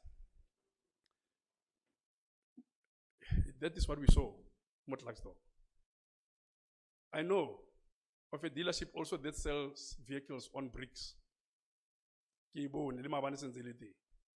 I don't know what informs consumer behavior.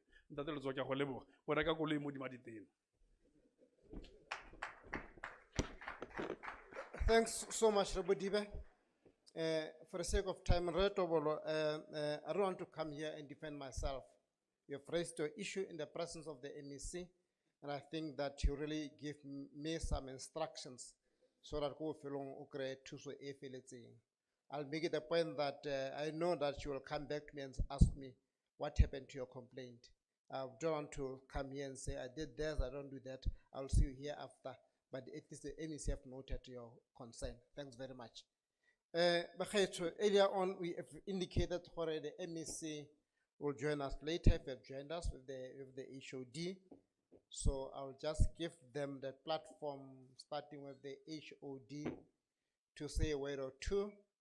And then thereafter, the MEC will then make her keynote address, and thereafter we'll then proceed with our program. I said the NCR will come later. And for the dealership, I indicated to you that I'll bring the DTIC here, because I know that we have raised issue of the act, so that they must be able to then note your issue that you are raising. Let me just appreciate also, maybe let's give it to the HOD to acknowledge the presence of the court members and colleagues. Over to you, HOD. Oh, thanks very much.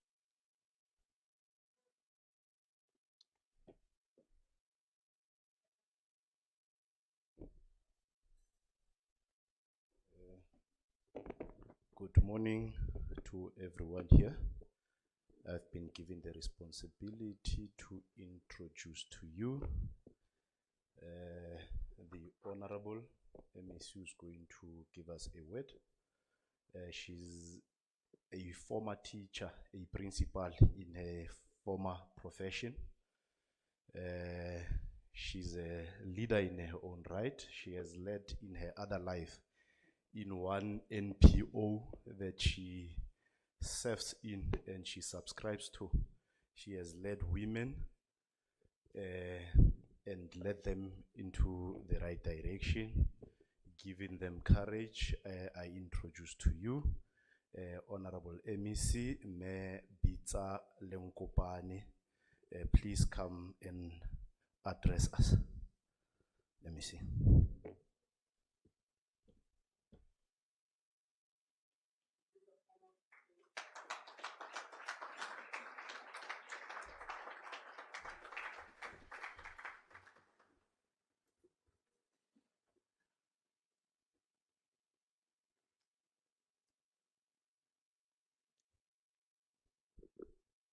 Lopandle. I'm just asking myself, gore na re ga ba le bantle yana a ke ba ba rekileng dikoloi kgotsa ba ba di rekisang kgotsa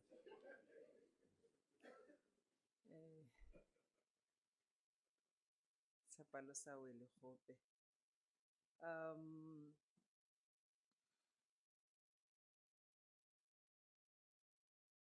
Program director tla ke leboge sebaka se o mphileng sona. Le gore pele ga ke simolola ke kope maitshwarelo a gore e be ke tlile thari. Me thank this opportunity program director, and before I must just put my apologies for being a bit late. We knew that we will be celebrating this day, but there are calls that you cannot give reasons when they are directed because you just have to come running, and that's why this morning I got committed when I was supposed to have set the tone, because it remains our responsibility as government to always give direction and indicate, people think service delivery is only when you provide water, when you provide roads. But this is a department that is too complex and is part of the services that we give. You might have a person who has got water, who has got electricity, who has got everything and a house, but that person has got a problem in terms of the consumer affairs. And that's where government comes in through this department. The program director, the MMC is present. I'm recognizing the MMC from JB Max and the MMC from Ngaka Modiri Molema district municipalities, and those that I might have not seen closer to me. The head of department, Ntate Mofokane, and your executive and senior management, including the management of the state-owned entities present here. Our partners here today, including the South African Police Service, the Motor Industry Ombuds of South Africa, the View for You, National Credit Regulator, the National Financial Ombuds, the National Consumer Tribunal, and the Flagstop Motor Dealers Association. Dumelang bagaetsho. Esteemed delegates and partners, I'm honored that we gather here with the renewed determination to advance the interest of consumers and create a marketplace that is fair, that is transparent and accountable. The World Consumer Rights Day is celebrated annually across the globe by governments and by consumer protection activists, by regulators and civil society and industry in raising awareness on achievements made in advancing consumer rights and promoting consumer confidence, empowerment, and development of a culture of consumer responsibility.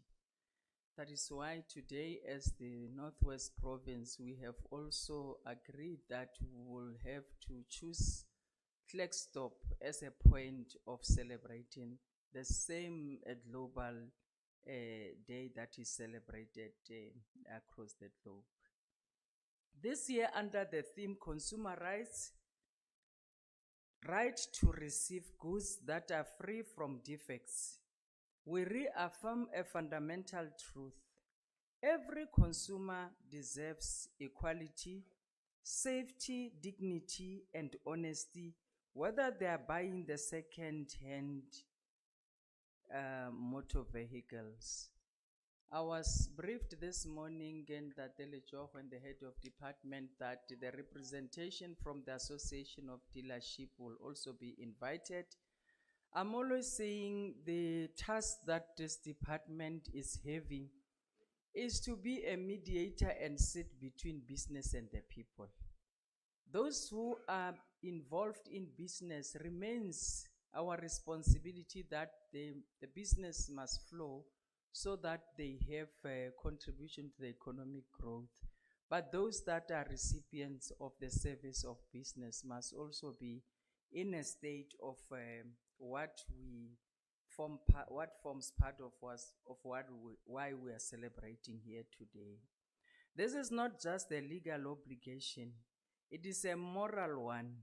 Program Director, the United Nations Guidelines for Consumer Protection, reminds us that just a marketplace requires strong laws, effective enforcement, and accessible redress system. The consumer protection legislation guarantees consumers' rights to fair value, good quality, honest dealing, and most importantly, for today's engagement, the right to receive goods that are free from defects in good working order, suitable for purpose, and usable and durable for a reasonable period of time. I was also briefed as Religion was giving me a brief. I think he has prepared for this activity since last year, October. Last year, October, he gave me a series of activities that he will be involved in starting January up until this day. So I'm confident where I am that we might be celebrating this day in Klerksdorp today. But we've been to places, we've been to areas where consumers can be reached to raise awareness and to make our people aware of this. And across our province, consumers continue to suffer at the hands of these suppliers who are just supplying not in good faith in the motor vehicle industry. A key topic for the day, the second-hand vehicles are too often sold with hidden mechanical failures, falsified historical backgrounds, or undisclosed defects, vehicles that break down softly after purchase and leave the family with crippling repairs bills, ongoing installment, and sometimes affects even relationships. This morning I was in Mujwedin telling them, Hori, today to simplify this topic, we are referring to a lot of, if not all of us. You be rushing to a funeral where you know all the family members will be there in the community and you want to make a show of. Then you get to the corner of Klerksdorp on your way home and you get buy one, get three, and you get into it. And this is what makes us to say as government and through the structures and the course that we have, is part of the services that we render to say to our people, be aware that as you get into those decisions, it goes with these risks, but it's also giving provision in terms of the act to protect your right as a consumer. Pond Director, the Dr. Kenneth Kaunda District has emerged as a hotspot for disputes relating to second-hand motor vehicles, where vulnerable consumers find themselves at the receiving end. It is our responsibility to protect these consumers from unfair, unjust, and otherwise improper practices. After sales service was found to be poor non-existent in certain circumstances. The World Consumer Right Day is a turning point for consumer right. Whether the product sold in is a motor vehicle, is a coffin, is a tombstone, is furniture, or an insurance policy, there should be no place for selling substandard goods or any form of exploitation. Unfair business practices impair the dignity of consumers. We might be having a specific focus on motor vehicles today, but all the stated categories and others speaks to whatever that you buy and what you qualify for, and how we can always be of even advice before you take decisions, so that it's better to prevent it than to get into it and start to want to address it. We will intensify targeted sectors in the form of awareness campaigns in the communities, especially in the remote areas. So sure, they will come and start to focus on vulnerable communities and individuals. It is our duty not to intensify awareness amongst consumers, but we will also target businesses to conscientize them on the benefits of complying with consumer legislation.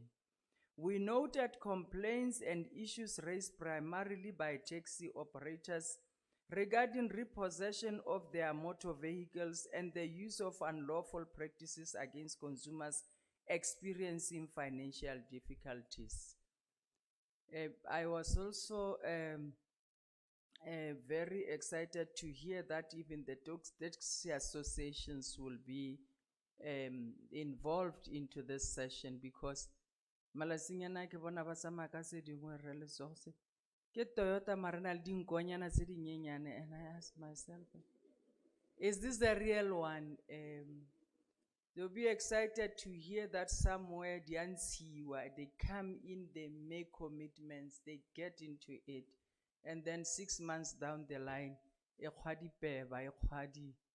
dustbin, and you start to now get into the space of being frustrated, and you cause road accidents, and you get into divorces and all those undesirable habits that develop as a result of this condition. Program Director, the consumers will not be left to fight alone. We are improving accessibility for complaints, whether lodged for a defective motor vehicle or for substandard products and services. The digital access and ease of applications for our people are utmost important. We will attempt to minimize the time frames that taken to resolve consumers' complaints. Whilst we are conscious of the legal process impediments, we assure you that raising your complaints is always better than silence. Speak out and let us know. And I'm happy that they have put you around tables. I hope where you are seated, the person next to you knows your experiences. When you are coming from the section of being a police, a person next to you is telling you about what they did to the clients, and you as a police, I was told about VPOL. What is that? VPOL. So everyone has got a reason at the table where you are. Is either ba monokile or o thusitse ba ba nokilweng or ba nokane. There's something related to that. The department investigated the complaint.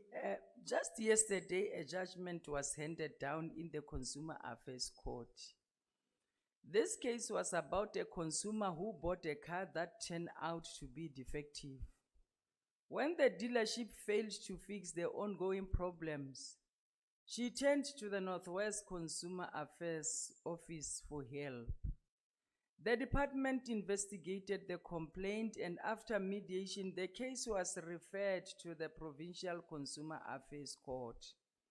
The court found the car did not meet the quality standard required by the Consumer Protection Act, and ordered the sale agreement cancelled and that the consumer be refunded the purchase price less the amount for usage.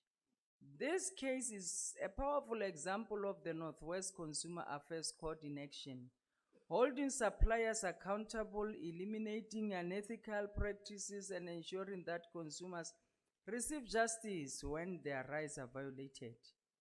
Program Director, we are strengthening the collaboration with all the stakeholders in the sector and understandingly also with the Khosi and the traditional councils, because they remain trusted community anchors who can help educate consumers, prevent exploitation, and ensure the suppliers do not prey on the vulnerable when all too often hears news of poisoning from contaminated food. This scourge is well documented and requires all of our combined efforts to combat. We cannot let our corner shops sell us food that is not safe for consumption. In the same breath, consumers too have the responsibility to check their goods and expiry dates. If the product is not trusted, do not buy it and turn to the consumer office if you need assistance. The term and condition you sign about getting into any contract, they must be explained in a clear way and in a language that is understandable to consumers. Whether in a vehicle warranty documents, whether in the credit agreements or funeral policies, let us do the right thing. I still reiterate that I'm looking at this table.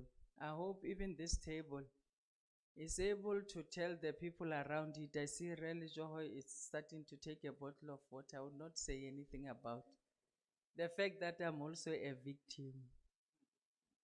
And my department is not doing well. I agree with the speaker who says, "Me gona ha selege thata mara o thusa half." You know, I also had a, I thought he would have written here, ke bona ke has a speech mara ha kwala ka nna so. Ke tla isenya ka first there. Because I'm happy that even the HOD is here. I also had a situation where I had the best policies that my husband said is best. I have never read papers. I just signed because I was told it's a very good policy. Really, so when I started working down there, 2000. Today I got to deduct and they decided to stop my policy. I am hopefully retirement now. My retirement annuity was stopped in deduct, and deduct has to take care of me as a consumer. And I appear to be a victim, like I'm not getting assistance. So I hope I will now be elevating my matter today to the National Ombudsman, and they will see how to deal with this matter. This is a clear indication that government takes care of its people. Even in this case, when the door one is locked, there's always an appealing body or the second door that will have to open. And I must applaud the arrangement, that you have indeed done it, that our people must know those who are also in business and are motor dealers are able to know that their business is going with a risk. They are going with a risk because they buy makhasa bona go jwa ko di auction thinking that they will make business. But the law then restricts them not to take chances because our people do have rights as they buy. Remember, in the whole chain, they were buyers and consumers at the level where they were obtaining a product that they are using in their trade.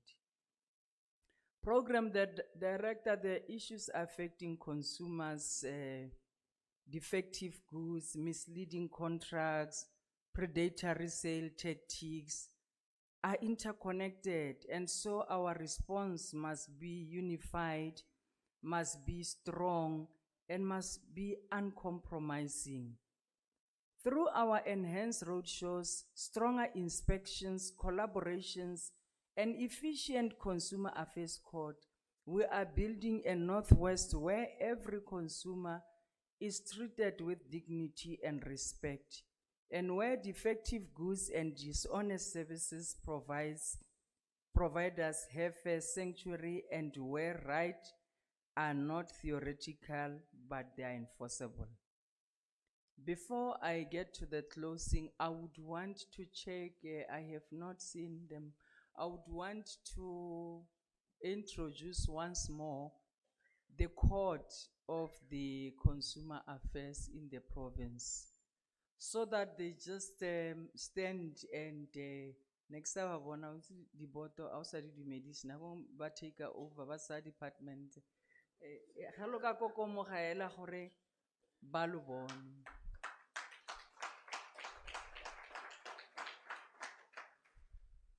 They have taken oath and they have agreed with government that they are going to be at the forefront of leading this court of ours in the province. And we are really appreciative of the work that they are doing.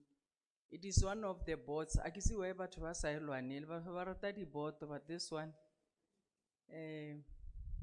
is a very unique, it goes with passion and capacity and the willing to serve.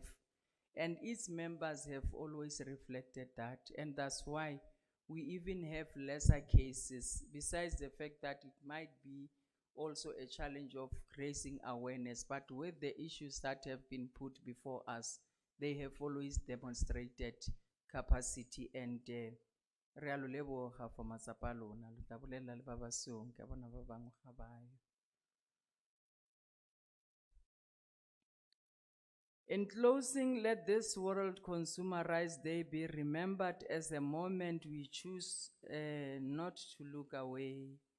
Let it be the moment we declare that quality is a non-negotiable, the defects will not be tolerated, and that all our people deserve nothing less than fairly, safety, and accountability. We must also demonstrate as the department that all districts of this province are having operating points where we are able to be accessed as the department to render this service. I'm not sure really so whether your team is here so that they can just rise, but importantly is to note that those who are at the service of our people from this department, you know, I don't know. These are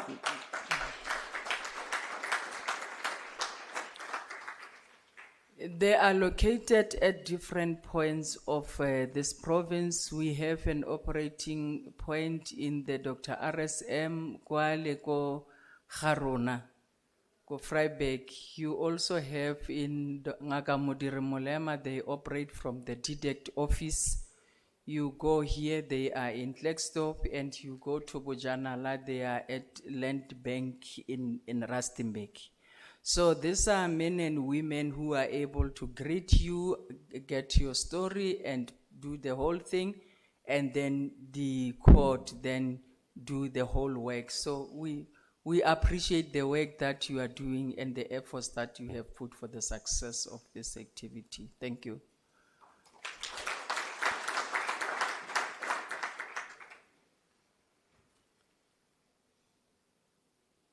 As the MEC for this department, I reaffirm DDEC's unwavering commitment to protect every citizen.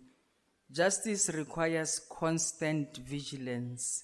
Today we choose vigilance, and today we choose action. Re a leboga bagaetsho.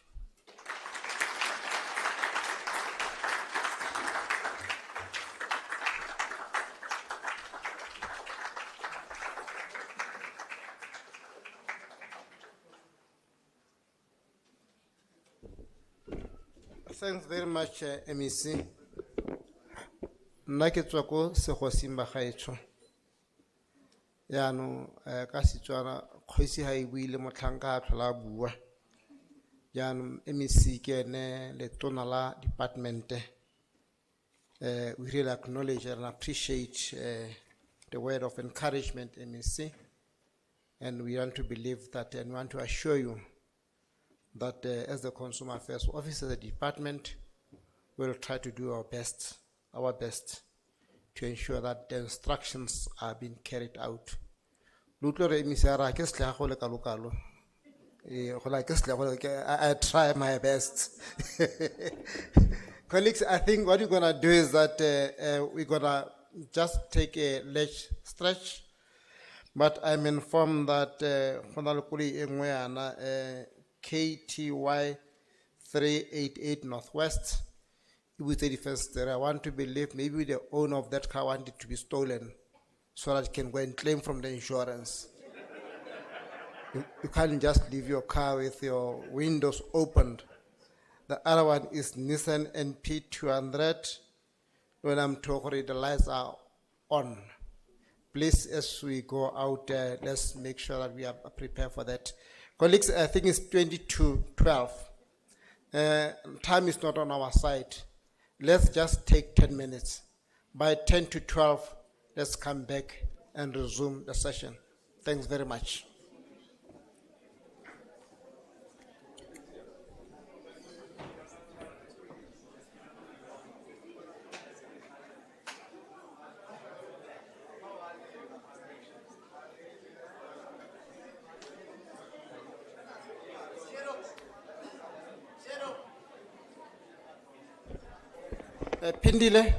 Pindile ntuli.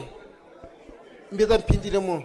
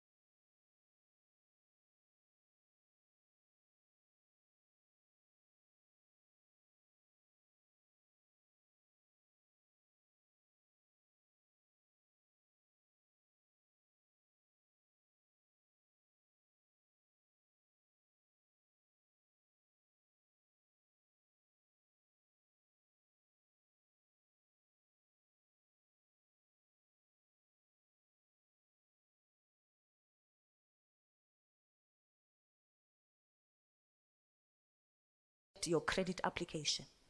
Let's not allow the consultants to manipulate us.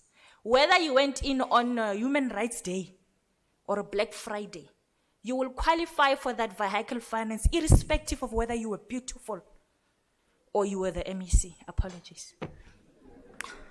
So you qualify for a vehicle finance, for a credit agreement, whatever you've applied for, because of your income, your monthly expenses, and what? Your other debt. What is left? Your disposable income. Not that you are my cousin. So it is important that you understand how it comes about that you qualify, and how come at the end I ended up going to the NCR to complain for what we call reckless lending. So let's take a no again. We know POPIA is here, Protection of Personal Information Act. We're still waiting for the register now. That one says you have opt out unless you said yes. We have the information regulator that will have to take a complaint from you. So if you get phone calls, please, ladies and gentlemen, if you know that you did not give the right or consent to be called, say, I don't know who you're talking to, or rather, I didn't give you the consent. I will complain. Take me off your list. Are we going to do that? Thank you. Then we talk about this one. The right to assist when over indebted. I was given a brief of what we call a repossession. They will repossess your car if you are not paying. We have what we call debt review or debt counseling as a debt relief measure. Now, if you have applied for debt review, after they've already sent you a letter called Section 129 notice in relation to your quantum, the car is not protected. I hope that can sink in. Meaning, I've got 2 months of ignoring the 087 numbers, right? I did not answer SMSs and all the phone calls. Now, they've sent me a letter that says demand letter, we're here to inform you are behind in areas, what, all of that English. And then you ignore the call. 2 weeks later, you decide to approach APC Debt Counseling to apply for debt review / debt counseling. When you apply for that, the fact that there was legal action taking place already on the quantum means the car will no longer be protected. Again, it falls outside. So goes the house as well.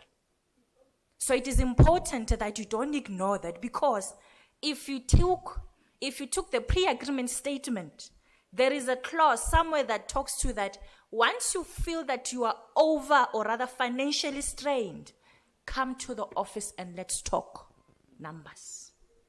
Now that will say, this is what we can do. They'll either say, we are going to look at your budget. They'll either say, they'll restructure the agreement. How will they restructure? 2 ways. Either they take the areas and spread them across the remaining months, or rather they restructure and increase the terms itself. Meaning my car was for 40 months maybe, I'm going to pay it for another 60 months, correct? Those are some of the options that can come, but you will never know about them if you ignore the 087 numbers. So let's not. So the last one, the right to access and challenge credit information.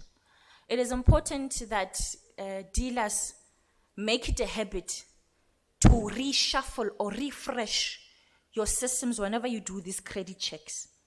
Even change your, I cannot call it policies, or how you operate. If you say, I have a pay-as-you-go account with a bureau, that I only get 1 new report per week, if you know that there are people who are also coming in to take your money, which is your business, make it every 3 days. It's a good financial decision, because then you're not going to be robbed. The credit report will tell you whether there has been any new additions to that consumer's credit profile. The credit report, colleagues, or rather, ladies and gentlemen, is very important. It's more like your child that you must take care of. If you can take care of that report, you will not suffer either in business or even in personal.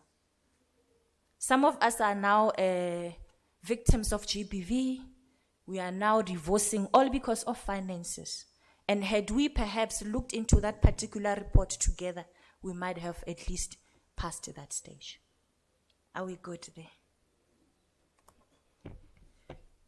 Consumers in South Africa at the moment, the NCR, one of the responsibilities is to provide a report that talks to how many consumers do we have in South Africa that are credit active. We have a new one which is coming to be online, but the last one, which was in June, it said we had about 29 million and 24 consumers that are credit active. Now, if you look at these numbers, I'm not happy. The one that I'm crying about is the fourth one. Consumers in the red, it says it's about 10 million and 54. These are in the red. What is in the red? You've got a judgment. You've either been handed over, or you have a written off account, or there has been a repossession, or you are sequestrated, or you are under administration. Do you understand? Or you are in arrears. That is the number. And this number is very small because if we find ways of getting information of those who are now using Bomashonisa, that number might even triple. So let's try to change it. It says out of 60, how many, what is this Stats SA in terms of population of South Africa? 65 million or 60 million? Let's say 40 million are credit active consumers. Now only 1,449,000, the last time we did the report, are accessing their report. Meaning some of us here may have never seen what a credit report is. Meaning you don't know if you own a Ferrari, you don't know if you have a nice house at Camps Bay, you don't know if you are married to somebody at Hassan somewhere, and here you are today listening to the presentation, and I hope that you'll get your reports. So you can find out what is being reported on your credit reports. It is understandable with insurance, especially with your cars, that they'll always be 60 months behind, right? But you will never be behind in terms of your payments. Can I pass? Are we understanding? Okay. It says South Africans are owing about 2.44 trillion, which is still I think it has increased right now. Maybe about 2.5 trillion. This is the debt book of South Africans by June last year. So which means it has increased. What we have seen, the trend is that more people are buying cars. More people are going on to short-term credits. These are loans from 1,000 rand to 8,000 rand, 15 there. And then there is a drop in terms of your retail accounts. What I will say about this is we need to understand what is a need, what is a want. What is a good debt and what is a bad debt? Why are you wanting this car? Why do you think you must go and get your Pavurian hair on credit? Or that nice Levi jean? What will it do to you? Is it an asset or is it a liability? Now, when you come to the NCR, before I forget, you want to log a complaint. We can only lodge your complaint upon the receipt of what we call a Form 29. So if there isn't a form, it's taken as an inquiry. But the NCR is available to take calls and then try to advise you as far as possible and direct you to relevant agencies if it's not our mandate. So a form has to be filled in. Within about 3 weeks, we will definitely tell you that this has been lodged, there's an officer signed, this is how far. And it is important that you always keep your phone next to you unless circumstances do not warrant that, so that we can communicate with you and ask for further information that can be assisted. Are we good? There's a saying that do not accustom your children to a lifestyle that they cannot maintain when you are gone. Let us not try and get into credit for the sake of it. Yes, motoke skoloto, but we all have responsibilities. One needs to be responsible in how they conduct their credit activities. And then one is to ensure that they always try to save. That 5 rand might seem little, but it might be something tomorrow. So let's not ignore our creditors before they come to repossess. How do they repossess? Now, it is important to note that within about 3 months period, usually they'll come in to do that. But they will send you a Section 129 notice to say, you are behind. Can you please come to us and let's talk? And they give you 10 days to do that. Please answer those phone calls.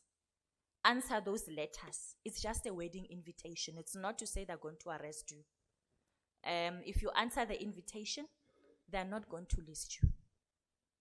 The other one talks to borrowing. Can we please not lie on our credit application? Dealers, I don't know way. We must try to find a way. When a person says, I only buy grocery of 2,000 rand and cooking oil is 199, and maize meal is like 70 rand for like 2.5. Let it make sense. Do not chase the money, because that money might go away if they come to NCR, if you allow it. We understand there can be some who collude with the consumers to say, don't write that maintenance or that entertainment, so that they can afford, or rather it can be seen that they afford the car. But at the end, they might just find themselves out of that credit agreement. So please, let's try our best. Ne? Save and save. Section, this one, surrender of goods. It's one of the things that have been given. It is your right to take the goods back as long as they're in good condition and the timeline still allows.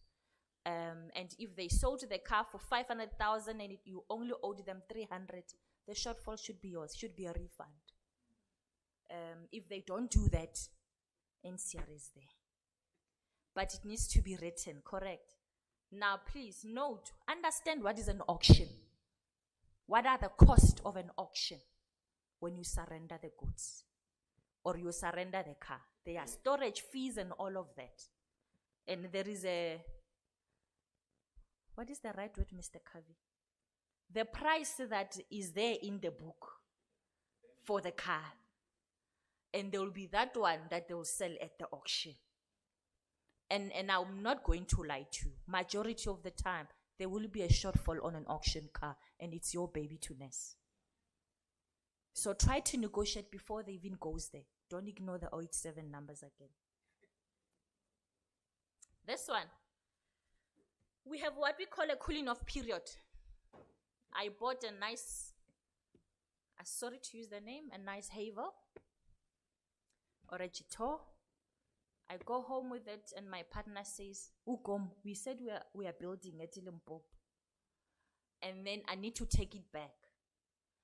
I will take it back. It is my right to do so within the 5-day cooling period. It is your right. You can do that. But it is important to note that the dealer has the right to do what? To deduct. There are conditions to that. They can deduct what? Let's say the car they gave you at a full tank. Now they must deduct, right? How much did you use the car, the mileage? All of that they have to. There must be reasonable cost in terms of any services that they may have rendered. Any cost in terms of the goods being returned and any other services. So when you return the car, it doesn't mean you're going to get back your 500,000. You're going to get it at less. I get it. Same as buying a car that you know you are sure you're not going to return. The minute it leaves that glass door, it's no longer 500,000. 20,000 is gone perhaps. So understand that when you take it back, you're not going to get the full amount, but then there has to be other things that has to be considered. But it is your right to take back the car. But it needs to be written, of course. Without going too far, once the car is delivered and it's sold, you are entitled to a refund if there is. If not, you are responsible for the shortfall. If you take back the car after the cooling period, and perhaps even the deal was signed within the dealer's premises, this is no longer now terminating. We are now calling it surrender of goods. I get it. After the effect, after your 5 day that has passed, it's no longer termination, it is surrender of goods. Meaning, Section 127 now is going to come in, you do a written notice, they come or you take the car, they evaluate it, they say we can only sell it at 20,000, whatever shortfall, it's your baby to nurse.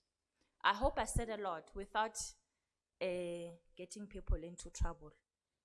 The National Credit Regulator is available for assistance. We are here up until 1:30, and we will be able to answer questions. What I will want to talk about, colleagues, is debt review and debt counseling as I close. Debt review it's not a bad process. It's the same as a jean. Me and you can go to the same store, but we won't wear the same size. But we can see the same jean that we like, but we won't wear the same size. Debt review is not a one-size-fits-all, and it's not for everybody. Unless you have something to protect, there is no need for you to be jumping into debt review. Your first option should be realigning your lifestyle changing, buying from somewhere and buying from somewhere, looking at the catalogs, right? I go and buy grocery with my child that I can trust will help me with the plastics. I don't go with the yellow family so that we can go and buy pizza and toys. And then we are outside the budget. Checking your financial products, having too many. This is a South African illness. We must put it emergency, what do they call it? State of disaster. We've had like 3 funeral policies, 3 life covers, 4 stock fails, and then there are social clubs. A person rather be hungry or go home hungry as long as they pay their social club. And on the 2nd of January the next year, they forgot they got 100,000 rand. Let us change that. Please, NFO, you're going to come. I hope they can touch insurable limit. Underwriter, insurable interest. Understand, those policies, those 3 life covers and whatever, they are not an investment. Don't become a Rosemary in Ndlovu assembly. With that, let's ask ourselves, where am I today? Where do I want to be tomorrow? And the only way to get there is to go out of competition and social media. Thank you very much.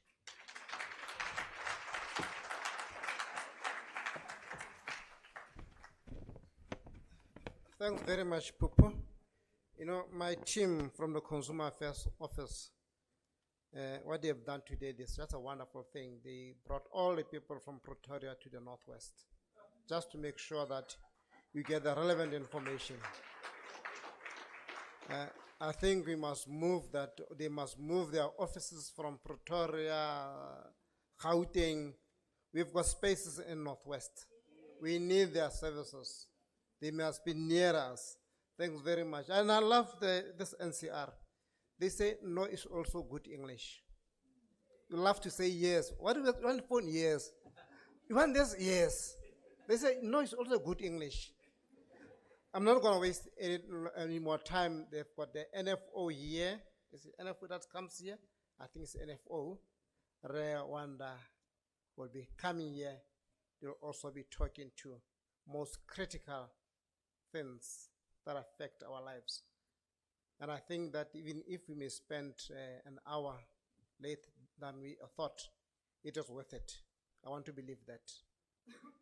I really want to believe that we are enjoying what we hear. The floor is yours, my brother. Let not talk how day.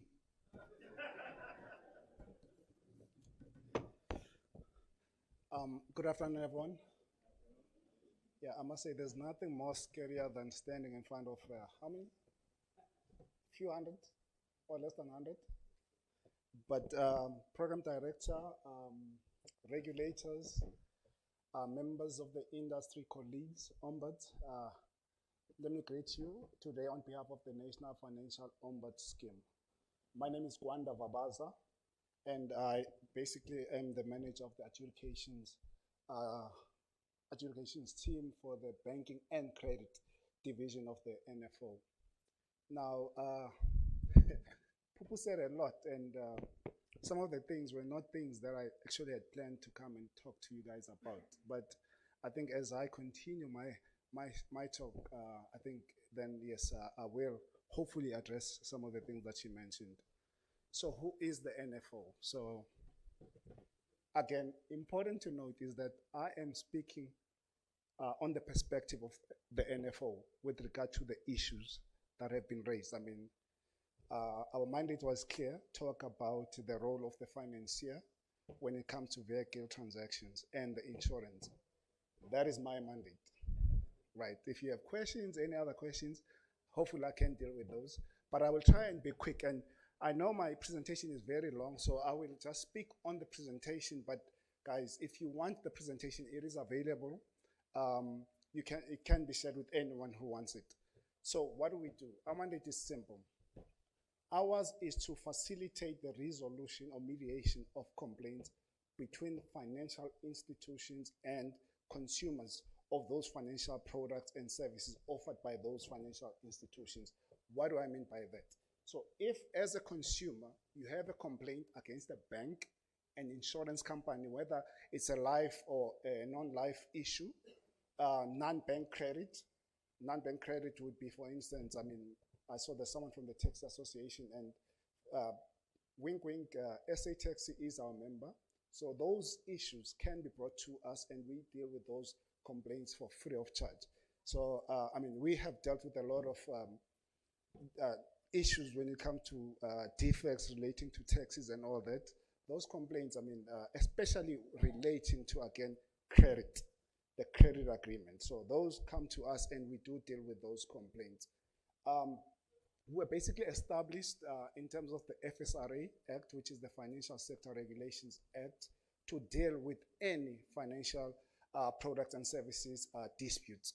So against our members, like I said, all the banks, all the insurers, all the some of the non-bank credit providers like your BMWs, your Toyota Finance, and all of those basically fall within our jurisdiction. Now, with regard to the topic today, defect, I think most of us here will understand that as much as, yes, a consumer, when they go to the dealership and they sit there and they identify the vehicle that they want, and eventually they sign a finance agreement, most of them, they believe that there's just one transaction in all the transactions that went through with the dealership. But unfortunately, or fortunately, in most instances there, unless if the consumer, I don't know, took a personal loan to buy that vehicle, but most of the instances that we've seen is that that vehicle is then financed by, for instance, financial institution like a bank or your Toyota Finance or your SA Tax and all that. They finance that vehicle. And in that instance, not one relationship legally is created. There's about 3 relationships, right? So there's that sale agreement with the dealership normally, and then there would be the finance agreement concluded with whichever financial institution that you chose to finance that agreement. And then thirdly, there would be obviously the insurance that you take out. Comprehensive cover, again, that insurance covers only, for instance, the loss of the vehicle, its theft, or its complete destruction. It does not cover latent defects. Important to note. Unless if it's a new car and it's still under warranty, then obviously there will be a warranty covering those things. But again, in the second-hand industry, most of the vehicles, they're already out of warranty, and banks, when you go and get that finance, they want that vehicle. It's mandatory that it is insured for loss and destruction. Now, all of us here, I think, and I hope, will also understand that the risks, the legal framework, the ADR or the alternative dispute pathway that has to be followed in the event of a dispute, for instance, relating to a defect of the car, will always differ from the legal framework or the ADR process that would need to be followed if one wants to complain against the financier, or one wants to complain against the insurer, because those are 2 different things, and 2 different ombuds, or 3 different ombuds. In this instance, actually, will be 2 different ombuds will deal with that complaint. Vehicle defects, if the issue is purely on a vehicle defect, that complaint will go to MIOSA. They deal with vehicle defects, and again, they will deal with that defect if, again, Lucius, you correct me, if it is still within the 6 months period, right? You will deal with that complaint. But if the issue is with regard to the credit agreement itself, you want to cancel the credit agreement for whatever reason, they will come to the NFO, right? Same as with the insurance. If you want to complain about the insurance for whatever reason, it will come to us as the NFO. Trickiness or issues come in when now the 3 spheres, they intersect for some reason. One wants to complain, the consumer is complaining about a defect, and because they complain about a defect in a vehicle that is financed by a bank or a financial institution, wants to now stop making the payments, which is what we normally see.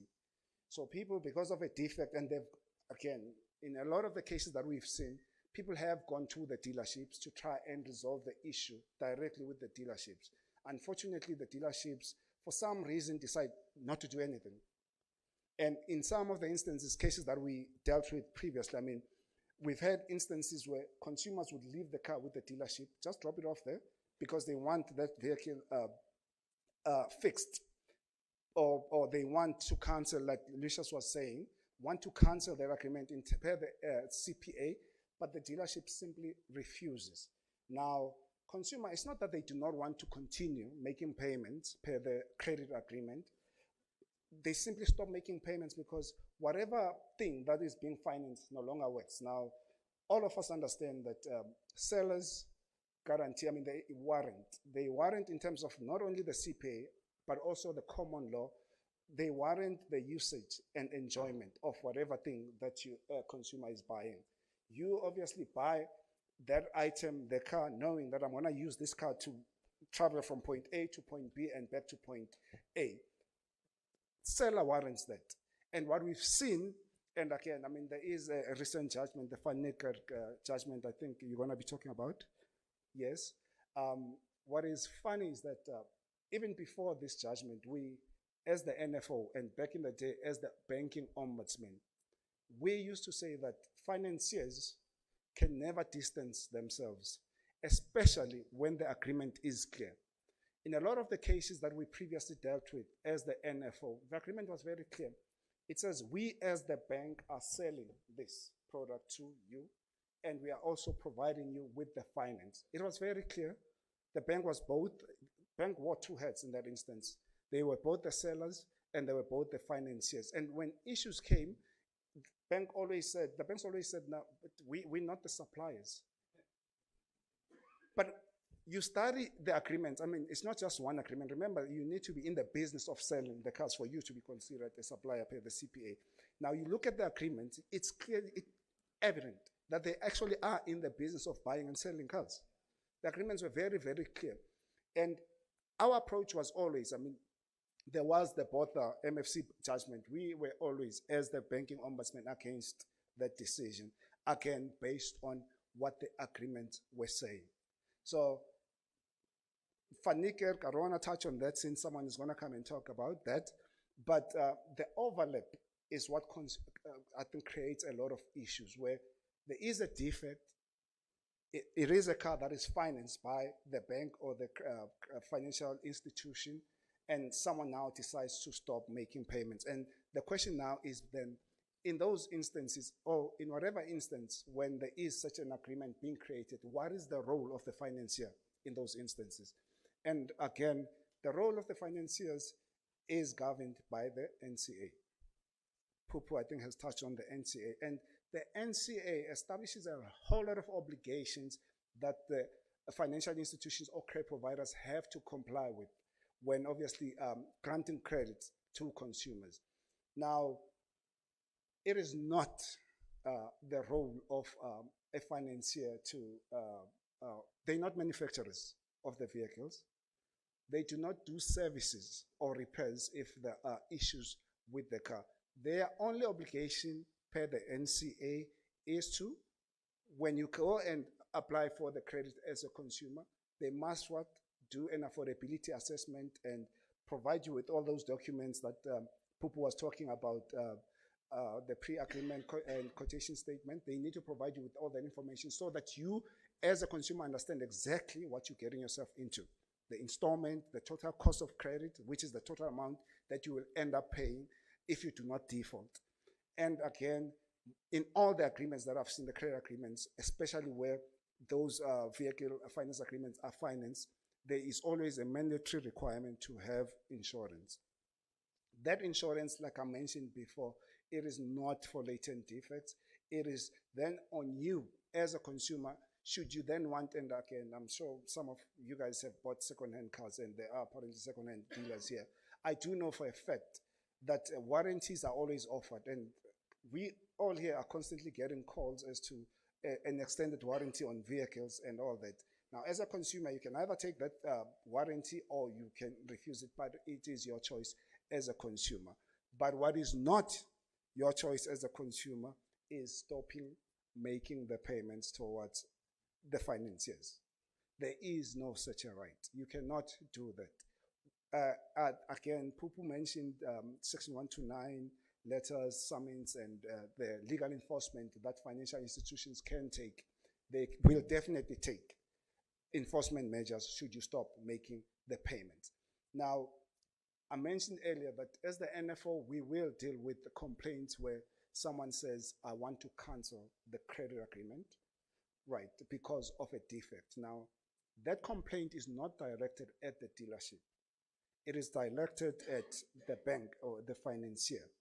Now, we will look at, and there's a whole lot of debates and discussions, I know, within the industry, and we are engaging MIOSA, the NCC, as to how we will proceed going forward in dealing with issues where there is a financier, which is our participant as the NFO, and the complaint is against the dealership. Because my understanding is that the banks, for instance, they're not members of MIOSA. Therefore, you cannot force them or make recommendations to them to cancel.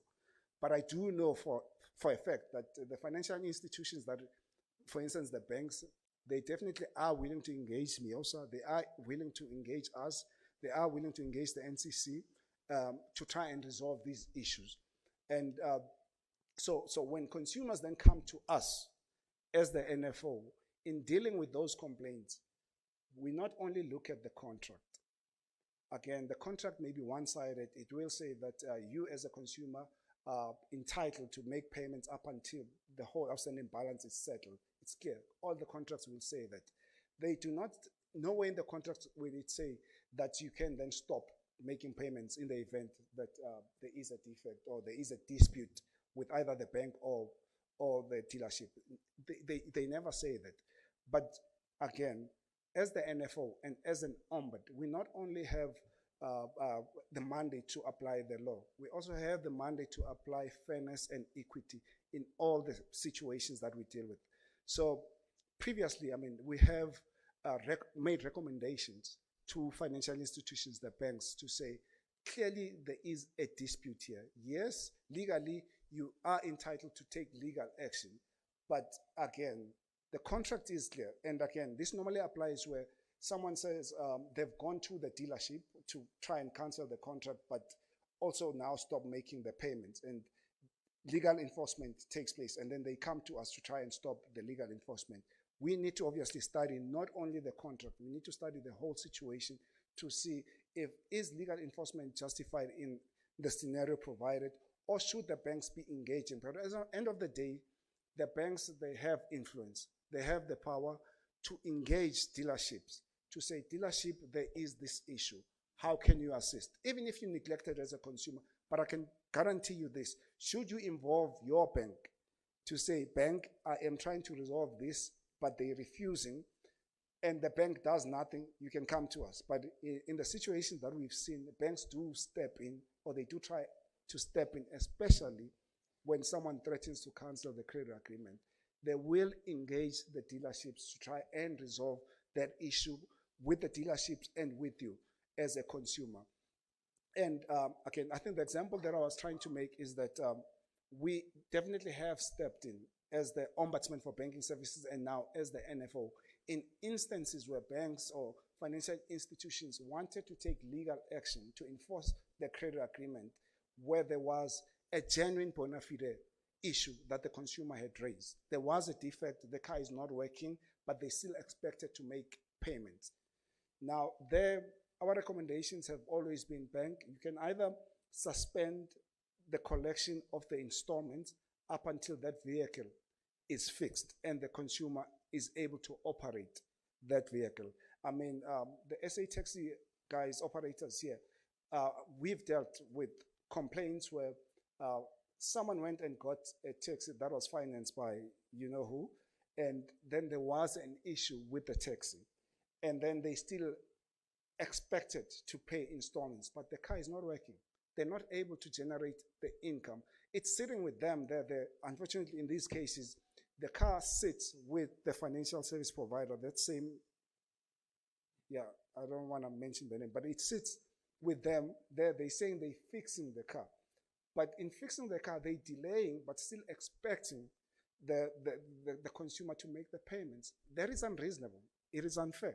There, our recommendation has always been you suspend the collection of the installments up until that vehicle is obviously fixed, then the person is able to work. Then when they're able to work, then for me, the continuation of the credit agreement, then obviously there would be that expectation. But before then, it's definitely unfair to be expecting people to be making payments for a vehicle that is not working. So that has always been our approach as the NFO. And when, again, I'm not saying that we are the experts when it comes to detecting materiality of defects when it comes to vehicles. No, we're not experts. Ours is to just look at the agreement. What does the agreement say? It says 1, 2, 3. What is the issue? But what does fairness demand in such a situation? That is how we, as the NFO, adjudicate on these matters. Now, I've already touched on the insurance, and people spoke about credit life insurance and all that. Now, again, credit life insurance will not cover defects. Credit life insurance covers, for instance, if someone loses their job or passes on and all that, and then obviously depending on what the agreement says, they'll either pay for 6 months or 12 months, and then on death, obviously settle the outstanding balance if there is no dispute. If there is a dispute, again, important to note, those disputes about credit life insurance will come to us as the NFO. And Pupu, I'm not sure if you are aware, there is an MOU between the National Financial Ombud Scheme and the NCR that if there is a dispute, any dispute against our member as the NFO has to come to us to deal with that dispute, unless if it has to do with debt counseling. All those matters then can go to the NCR, not our office. I'm just making it clear that there is such an MOU. We are again working on an MOU with the NCCs, and we are again having discussions with MIOSA on how to deal with with vehicle defects, and where those defects relate to a financial credit agreement that is held by our participant. I see the program director is already ready to stop me. I just want to say there are definitely clear issues when it comes to finances and vehicle defects and second-hand vehicles. And I think from an NFO's perspective, this is not an issue that can be dealt with by the NFO alone or by MIOSA alone or by the NCC. I definitely do believe that there has to be collaboration between us, ombuds, the regulators, the NCC, the NCTs, everyone, or even, funny enough, you as the second-hand vehicle dealerships. There definitely needs to be some sort of a referral protocol that exists, and that clearly defines as to how these issues will be resolved. Because as long as, again, these issues continue and consumers believe that the ombuds are useless, the second-hand vehicle dealers, they crooks. I think Malcolm touched on that very well. Then it definitely has a serious impact on the confidence that the consumers out there have on the industry as a whole and on us as the ombuds. So again, as the NFO, if there is a way to collaborate, we definitely are willing to listen and to have any MOUs drafted and agreed to as to how we will be dealing with these cases going forward. Thank you.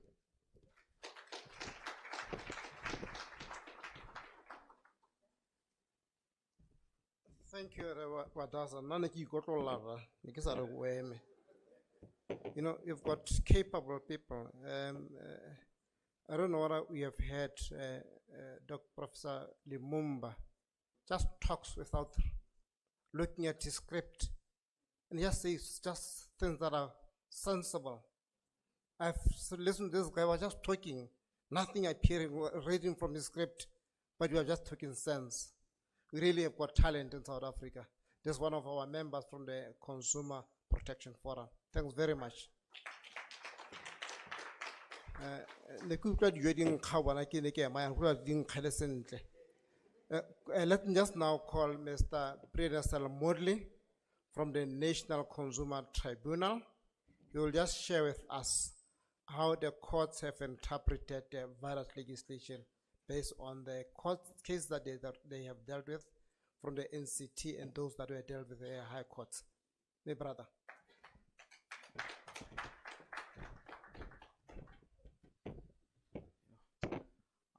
I'm terrified now because I want to read from a script. I also lost the slide, my first slide today, to Miosa. Thank you, Miosa. So I will get to why I've missed the first slide, but I think I want to start off then by saying that we are the best consumer tribunal with national jurisdiction in South Africa. No one can dispute that, right? We are the only one. Okay, so I told you I lost my first slide, and I'll show you why I lost my first slide. So Miosa Lucius came in and said, they are sassy. Where's my screen? Sorry. You should have told me that you couldn't see my screen. Yeah, there we go. So Lucius came in and said that they are sassy. That is our key word. Being sassy is what the NCT is about. We want to say we, as much as Miosa owns the word the best, I'd like to say we own the word sassy. But this is what we're about, right? So we say we sassy, we say we improve and touch lives of South Africans, we say we work with passion, we work with purpose, we say we're accessible 24/7. You know, we say we're at the cutting edge of technology.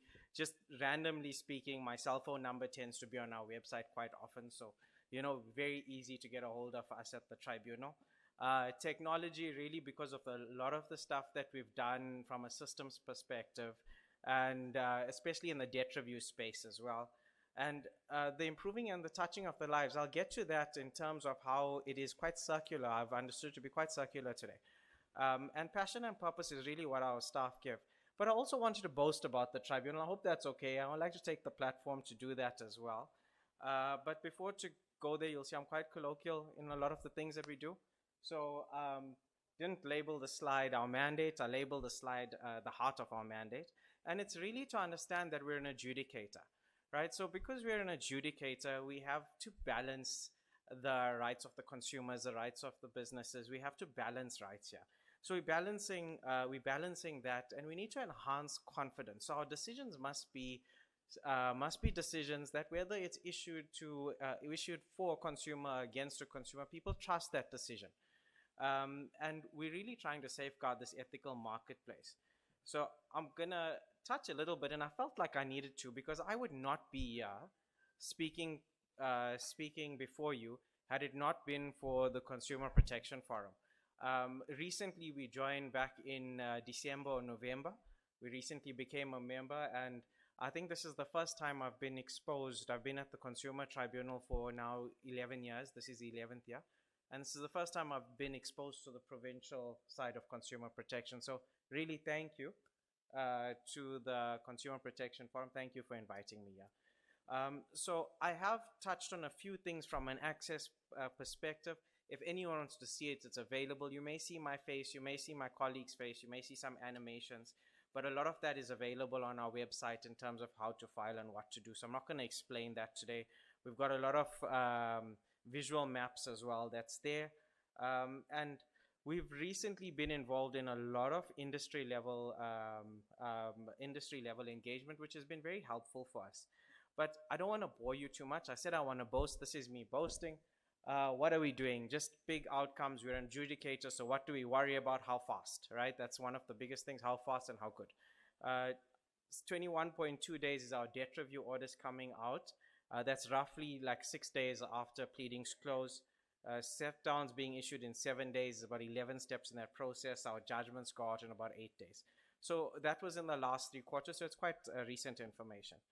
But I've been here and I've been tasked with sharing some information about motor vehicle cases. And I just wanted to share a story, actually. You know, I was thinking about this whilst listening to all my colleagues speaking, and I was thinking about the new things that seem to be happening, you know, what's going on in the industry at the moment. And not specifically only from a vehicle perspective, but consumer protection holistically. So I was thinking about this issue where a consumer is sold a defective vehicle, right? And it doesn't work. And I was thinking about maybe that vehicle was used for him to generate money or generate an income, you know? And now that income has lowered, but his installment really for the car hasn't. And he might be put into a position where where he's struggling to maintain his debt.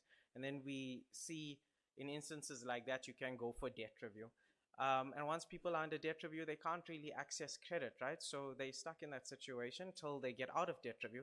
But lo and behold, buy now, pay later has come out, so maybe they can access money as well, which could be problematic, could not be, but it puts them deeper and deeper in a hole. So you can see there's a chain that's existing from this consumer protection from maybe a motor vehicle, maybe a fridge, maybe any one of those assets that you could be purchasing, to the point where someone could be put under debt review, not being able to pay for stuff, losing the house, losing the car, losing a whole lot of those things. So when we talk about consumer protection, we must also understand it in terms of the impact of what it means. It's not just the impact of resolving the dispute at that point in time. It's about giving more meaning to the consumer when it comes to his family and the things that he needs to do and the rights to dignity and other things such as that. So I'm going to talk about some cases here. And this case here, many of you may not have seen it. I don't think many of you have seen it, right? Because we issued it 2 days ago. So I thought I'll just bring it in here and share this one with you. And this is interesting. Our first speaker spoke about must have full service history. Yeah, and this is about that. So really, there was a purchase of a vehicle. There's the value there. I'm not going to touch on it. But what had happened is this vehicle was advertised on the Auto Trader platform. Now, Auto Trader is national, so everyone gets it. And I've also looked at Auto Trader and believing in my head as a consumer, because I'm also a consumer, that there's some vetting processes that run. I'm not sure if there is, but my experience tells me otherwise. So advertised online, it says excellent condition. It says full service history. It's there.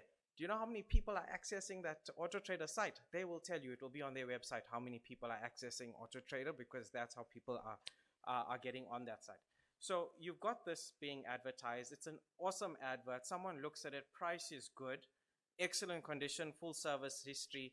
Guy's not sitting in the same province as the dealer, and he purchases the car. Great, he gets the car. There's identifications of a whole host of issues. They have written it down there, what these issues are. But one of the interesting things was there was an incomplete service book. But the consumer said, can we cancel this agreement? Look at all of these issues. The dealer refused the cancellation. And I'm going to ask everyone, because I know that this was mentioned earlier, and it's also good to see if when you speak, people have been listening. The dealer said, I'm only willing to do a repair.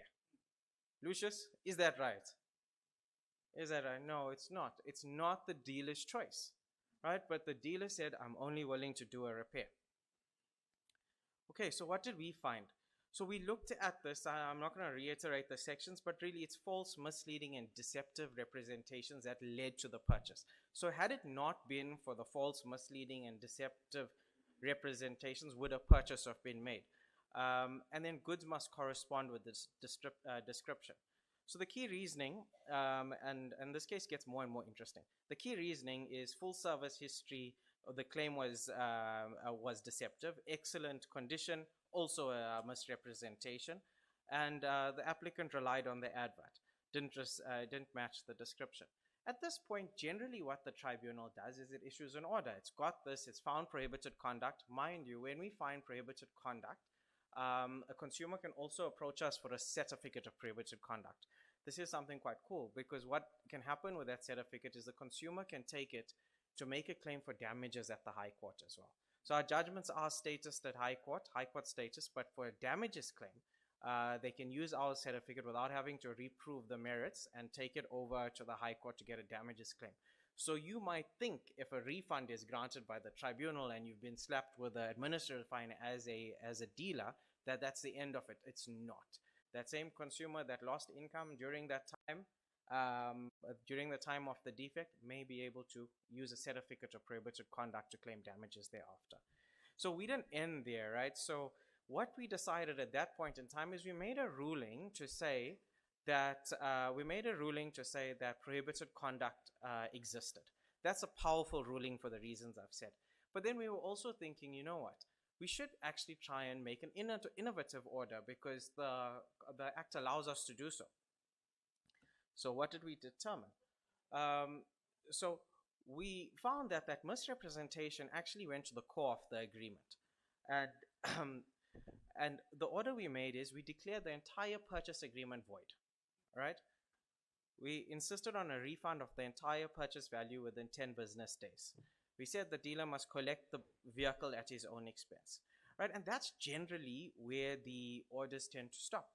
What we went further and did is we issued a prohibition for the dealer to advertise vehicles as excellent conditions without a verified history, diagnostic report, and support evidence. Do you know what that means? That means when there's an investigation that's pending by any of the investigators there, they've got something else to look at now. When they're looking at the service book, they need to check, because our orders are binding. They need to check, was this done? So it was a very innovative order, and I think this was the first time we've ever issued an order like that, and it just happened 2 days ago. You'll see it published a little bit in the near future. Okay, and this case is an interesting one because I kept on thinking about whether it's worth it to put this case here or not, because this case deals with debt review, and I was specifically told to speak about motor vehicle, right? So I thought about it and I said, you know what, there's a big principle coming out of this case, and this principle affects entire industry. So here we had a consumer. They were put under debt review. It's a similar story in lots of cases, so I'm not going to rehash it, but they were put under debt review. They didn't believe they were getting put under debt review. They didn't understand what they were doing, etc., etc., etc. We declared all of that prohibited, and a refund was rewarded. But there was a big item that came out of that case that I want to touch on, and I call it big ticket principle. So even though the consumer did not ask, so now the tribunal is allowed to issue a fine of 10% of annual turnover or 1 million, whichever is the greatest. Generally, in all our cases, if it's filed generally by the NCC or the NCR, they ask for an administrative fine to be imposed. The administrative fine is not payable to the consumer. Some consumers in the past have thought that. But it's not payable to the consumer, it's payable to the National Revenue Fund. And what in normal cases, you have to ask for something to get something. You can't get something without asking for it. So that's generally the principle that's followed. But remember, I don't know if I told you this, we are inquisitorial, which differentiates us from the court systems. So we're allowed to inquire more than a court can inquire. So when we were thinking about what is the right order to issue in this circumstance, the consumer never asked for an administrative fine. We still ordered one, right? Without that request. So all these consumer complaints that comes to us, there's nothing stopping us from issuing an administrative fine against prohibited conduct. All right, and that's an absolutely big decision for us as well. So it's also quite a recent decision, I think last month and a half, last few months. Okay, then this case, Wingfield Motors. I must always just refocus as to why I've put certain cases in here.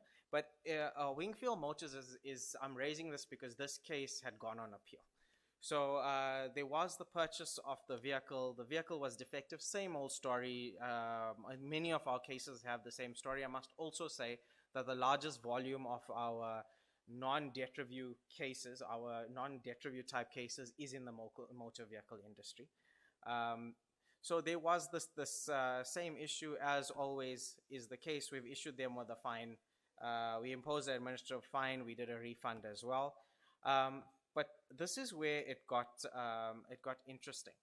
The High Court held that Section 56 of the CPA, and I've heard this question asked earlier, applies equally to used vehicles that have defects within 6 months and triggers the supplier's obligation to replace, refund, or repair. It rejected speculative arguments. So the judgment rejected that this could have happened. The driver could have been doing this. The driver may have been doing that. It rejected the speculative argument. The court emphasized that the matter would have been resolved earlier, and they really put the dealership to the test here. Because what they said is, if it wasn't for the intervention through the NCT and the NCT, it is absolutely horrific that this consumer would have still been left stranded for so long without effective redress. Now, I wrote in here the appeal and review was dismissed with costs. Not always do we understand what costs mean, right?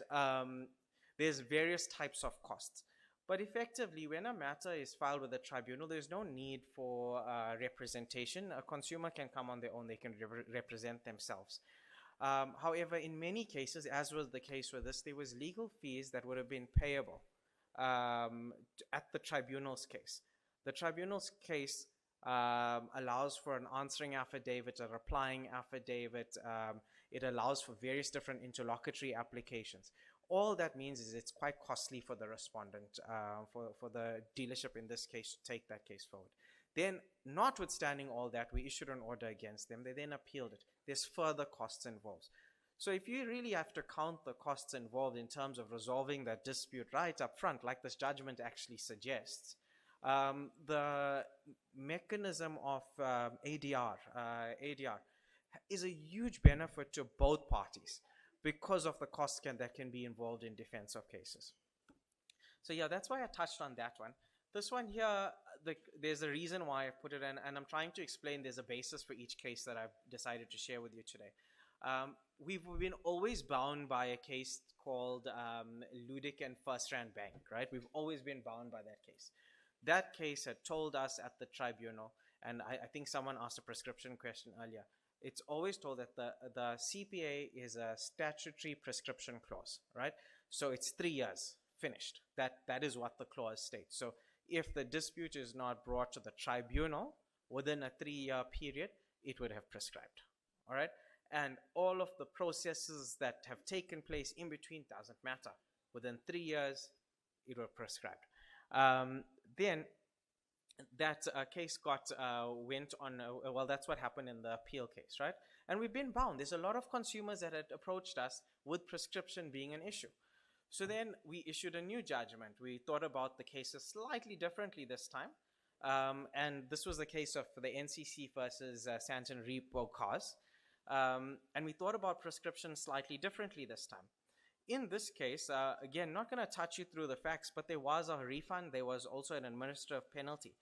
But the key principle in this case was the fact that the dealership refused to refund, right? Because the dealership, remember we spoke earlier and we said who has the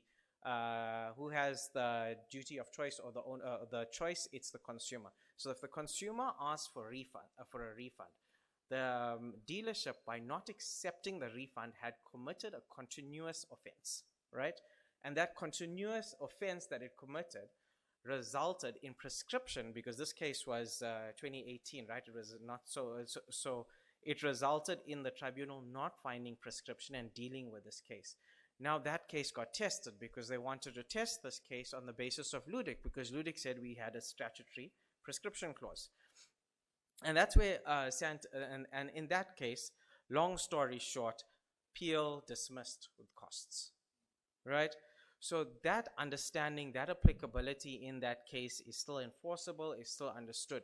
So when the consumer goes to a dealership and says, I want a refund, the non-refunding can result in the applicability of Santon Repo cause. Now it's difficult for me because we're a tribunal that, like, you know, giving advice and things like that is a little bit problematic in the sense that we are a court for all intents and purposes. But that's why I'm trying to share with you these judgments so you can interpret it the way you can. And if you have time, you can look at our websites. These judgments are there, and just have a look at it and see how you interpret it. Okay, and then everyone was talking about Fanny Kirk. And, you know, lots of people thought Fanny Kirk had something to do with the National Consumer Tribunal. Shockingly, it had absolutely nothing to do with the National Consumer Tribunal, but it affects everyone. It is such a big case. It's such a big case that came in. But it was interesting because generally what happens is if a consumer tries to go to a court to deal with a consumer dispute, a normal civil court to deal with a consumer dispute, they get sent away and say, follow the normal procedures. There's normal consumer dispute resolution processes involved. Follow that first. And in this case, what had happened was it ended up being a response. So the matter only became litigious because the respondent or First Rand Bank sued the consumer after she stopped paying the installments. That is why that case ended up in the court in the first place, under the vehicle finance agreement. Otherwise, that case would not have ended up in the court had it not been for that action. in response, the consumer decided not to, the consumer didn't pay, and they decided to defend the claim and file a counterclaim, where they alleged the latent defects. So yeah, and they were seeking cancellation and a repayment of 170,000. So the High Court ruled in favor of the bank. So the first decision from the High Court was they ruled in favor of the bank, and they said no, but a credit provider and the credit provider and the dealership are separate, right? So that's what the High Court ruled. But I think the Trudy Brookman, I believe, was the attorney for Fanny Kirk, and they decided, you know what, they're gonna appeal this case. And yeah, so this is what the SCA had to say, and I saw NFO slides here just now, and the big header was substance over form, and that's exactly what it is. That agreement was looked at from a substance over form perspective. So where a finance agreement is structured so that a bank is reflected as selling the vehicle and retaining ownership until full payment, they may be regarded as a supplier. So you think about, like, you know, what that means. If you think about who owns that vehicle, I mean, this is what I think about all the time. Who owns the vehicle when you go and get a finance agreement? I mean, do you get your logbook the moment you buy your vehicle under financing? So it's who owns that vehicle? Who's really the owner of the vehicle and who's in possession of that vehicle? So it really makes you think about that relationship that's there. So this, so the court then said that they are a supplier for the purposes of the CPA. And why is that the case? It's because the supplier, in terms of the CPA, there's what is it? There's a chain. There's a chain. So you can buy a product from, you can buy a fridge. The fridge was bought from someone else. That was bought from someone else. All of that falls within the concept of what a supplier is under the Act, and all of them action can be taken against. So the CPA quality protections can operate alongside credit laws. Now, I don't know what this case is going to do. I'm not an expert. Yeah, I don't know what's going to happen in this case. There's so much of interesting arguments that can be made. If I put my lawyer hat on for a second, I can tell you there is so many different arguments that can be made from so many different parties on this case. It is exciting times for trying to understand what this actually means. I've heard NFO, and that is an argument that would be made. I've heard arguments coming from motor vehicle dealerships and how they're going to deal with it. It's also an argument that can be made. It's going to be very interesting, but this case is going to get tested because this is the big case. I think of the last 5 financial years since Ludic, in my opinion anyway, this is one of the biggest cases that's come out. This case is going to get absolutely tested, but I believe no matter how it gets tested, it's probably going to end up at the tribunal, right? Whether it goes through any of the ombuds, I believe it will probably end up at the tribunal because the link between the Consumer Protection Act and the National Credit Act is something that we oversee on both sides from a jurisdiction perspective. So that's going to be a very interesting case. So that's really what I wanted to share. Can I talk for a minute? Because, you know, otherwise you're going to say I read from my...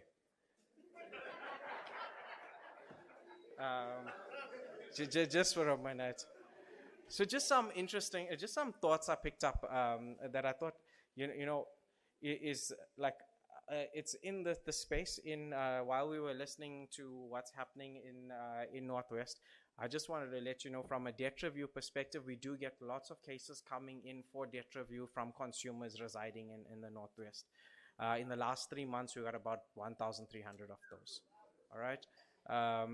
In terms of debt review applications as a total from a yearly basis, we get about 50,000. So you're looking at roughly about 6% coming from this area. When it comes to, let me just see what other notes I took. Yeah, when it comes to those consumers, I mean, I really found the stats quite fascinating about the fact that with 30 million, there was 30 million credit active consumers, and 10 million credit active, and 10 million were in the red already. Why I found that interesting is because you can only gain credit if you have an income. Yeah, that's all. So I found it interesting in terms of population size on how 50% of the population can gain credit. I thought that, just a point, I just thought it was quite interesting. 10.5 million people in the red. I mean, in the red means they have access to debt review or other forms of relief. The numbers that we are having are nowhere near the 10.5 million mark. As I said, we have about 50,000. So there's a lot of consumers that are suffering in silence, right? Which really means that accessibility and opening up our doors and things like that become important. I believe a couple of the debt counseling associations are branching out into different provincial areas. And I really hope that continues to be able to make debt review an option. As I said earlier, debt review, unfortunately, has a very bad reputation. A lot of people have to deal with these very unscrupulous debt counselors that are selling lies. And unfortunately, in any society, you will have that. It's very up to our regulators and for the strength of the industry to pull together. And I know they're fighting that fight, and I hope from a vehicle perspective, that same fight can be fought, where together business and non-business come together and really fight for the rights of consumers, because the longevity and the sustainability of the industry is not based on the quick turnaround of a rand.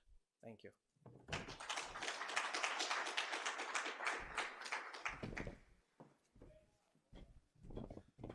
Thanks very much, Mr. Modley. I think we are really living during interesting times. And when this judgment are made, they are really testing the Consumer Affairs, the Consumer Protection Act. And these are really, really times that we need to be on the lookout from the legal practitioners, the lawyers, the judiciary, all of us. We need to really apply our minds to the act. Thanks very much, Modley, for the presentation. I'm really worried when you say that about 1,000 consumers within the province found themselves under that review. That can then account to the number of emails that normally receives on daily daily basis, because a lot of complaints that people say, I'm under that review, I want to go out. Then it becomes a process. It becomes a lot of money. But Mr. Holt, let me just give the opportunity. You are very much fortunate because they spoke all before you. So you'll be able to address them in the terms of your perspective as the motor dealerships. And I want to believe that you also have got challenges that you're going to raise here, but at least you got the advice, you've got the issues that have been raised, and therefore you'll be able to talk to some of those issues. Thank you.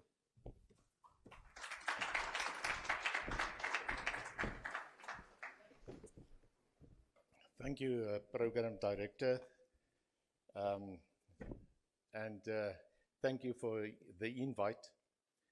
I should feel very intimidated standing there because I represent an industry that is obviously crooks.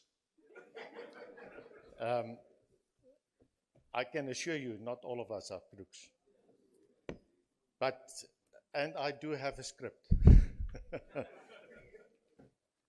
Yeah, I thought, and I don't know in what mode I must address this meeting, because I thought that I was invited to give some information regarding the motor industry.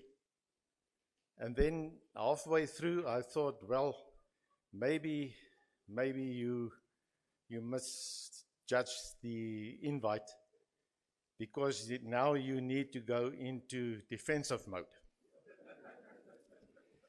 So yeah, it's interesting times. And by the way, all the bottles with water with the red caps, they're for drinking, not throwing.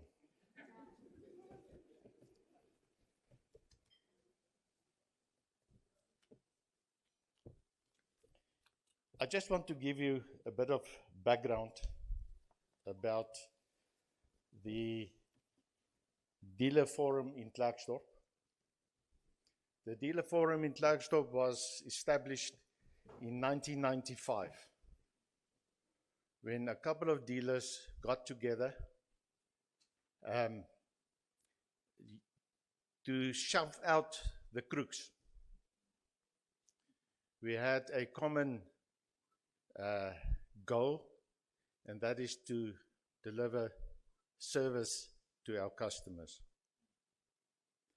As from 2001 up until today, with the exception of 1 year where I took some leave, I am the chairperson of this institution. And I'm very proud today to say that I am the chairperson of the Motor Dealer Forum in Klerksdorp.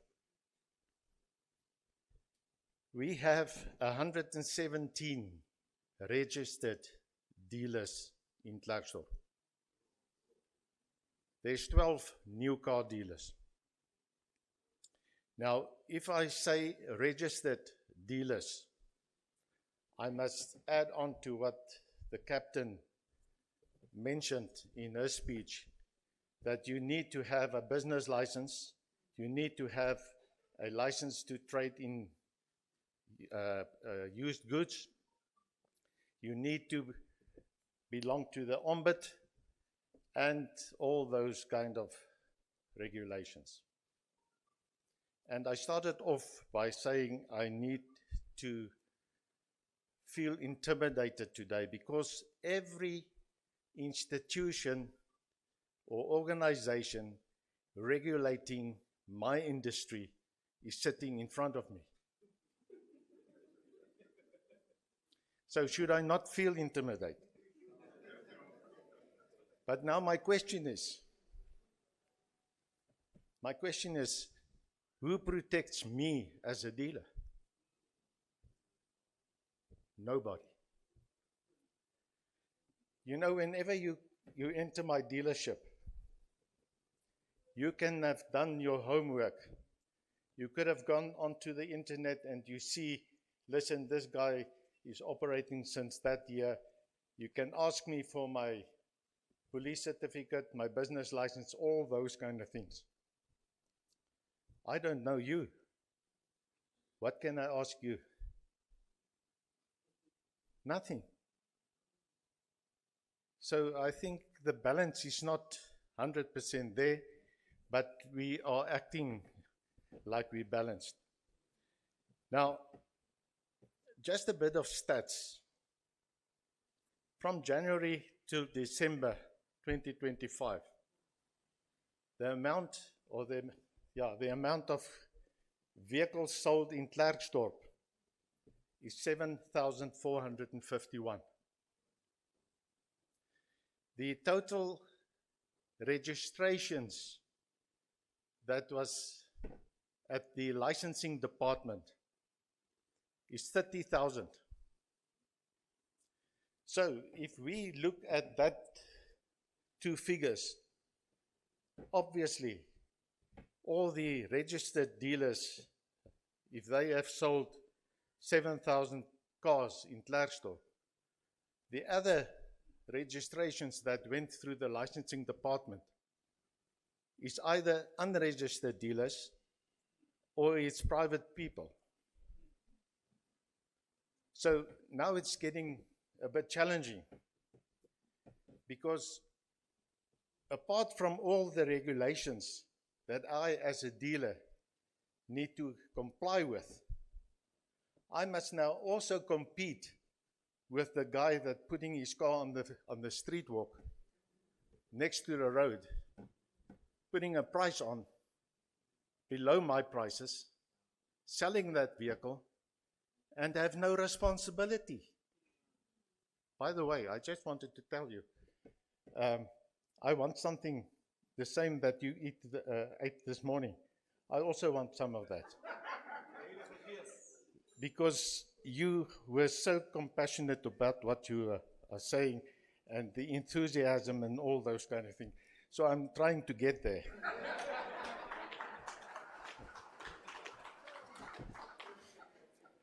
Now, getting back to the street walk dealer, we are talking about consumer rights today. And obviously, the dealer network is the culprit we are the scallums, we are the crooks. But we, as the crooks, try to give a service to our customers. What kind of service does that sidewalk dealer give his customers? I can tell you, none. None. But then, when a guy that bought a vehicle from that guy experienced problems, it is the dealer network that is at klomp skelms. I think it's unfair. I think those people must be regulated even more than we are regulated. Now, if I remember my good friend Lucius, when his presentation was on the board, there was 87 cases in Klerksdorp of people that was not happy. That represent 1.4% of the vehicles sold in Klerksdorp by legitimate dealers. That also means that if there's 87 that's not happy, there's 6,900 that was happy. Am I right? Now say so.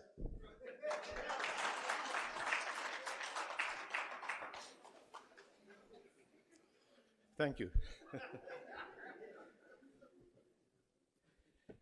It is also true that for each and every one new vehicle, there's 1.84 second-hand vehicles sold. So if we look at the stats that NAMSA gives, remember NAMSA is giving stats on new vehicle sales. And that new vehicle sales last year was, let me just see, 560,000 to 650,000 new vehicles that was sold last year. So if we calculate to how many used vehicles were sold, that's not been reported. Can you imagine times that by 1.84? Now, I also had a look to the annual report of MIOSA. And unfortunately, I could not get hold of the 2024-2025 annual report. I don't think it's out yet. So I had a look at the 23-24 annual report. And the Ombud in South Africa received 9,104 complaints, of which, and you can give them a hand, 77% was resolved.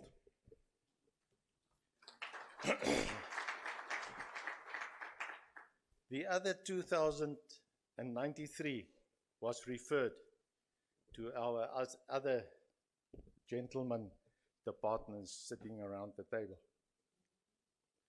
Now, if we look at new vehicle sales in 2024, there was 515 units sold. So, and that was passenger vehicles. So if there's 9,000 people that was unhappy, that lodged complaints of this 515,000 vehicles that was sold, that represent 1.76%. But we're crooks.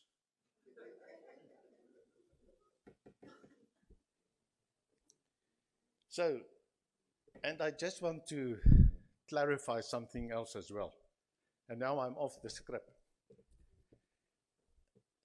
Whenever you come to a dealership and you find a service history in the cubbyhole,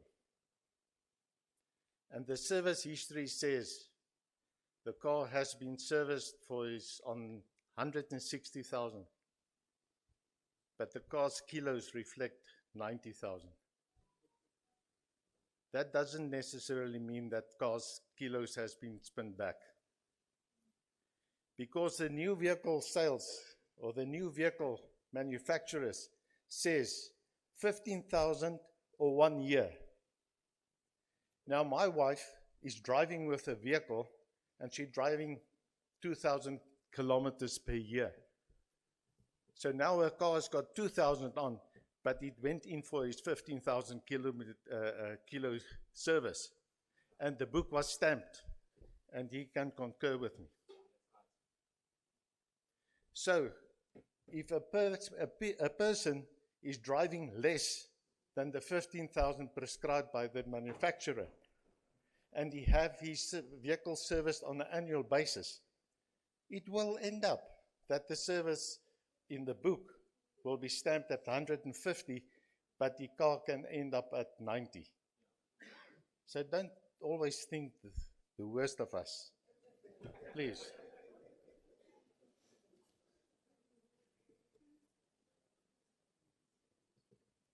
You know, Toyota, and that is a high favorite in South Africa, Toyota. I just want to get my script.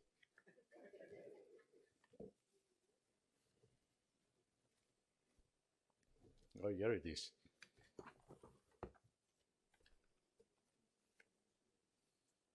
You know what the cheapest Toyota in South Africa is? It's a Toyota Vitz. And the price of it is 178,000 Rand. You know what the warranty is on that? 3 years or 100,000 kilometers. You know the most expensive Toyota you can buy is the Land Cruiser at 2.4 million. You know what the warranty is on that? 3 years, 100,000 kilometers. Okay, let's go to Volkswagen. The Polo is the cheapest one at 280,000 Rand. It's got a 3 years, 120,000 kilometer service or warranty. Compared to the VW Combi, which is about 1.1 million. And the warranty on that, 3 years, 120,000 kilometers. So we can go to Ford as well. The cheapest Ford, let's say the Figo, which costs about 240,000 Rand if you can still get them, compared to the Ford Raptor, which is 1.3 million if there's no extras. The warranty on that is 4 years and 120,000 kilometers. So let's take in comparison. You're buying a vehicle of 2.4 million, and the manufacturer is willing to give you a warranty of 3 years or 100,000 kilometers. You buy a 50,000 Rand vehicle from me, and I need to give you an unlimited warranty for 6 months.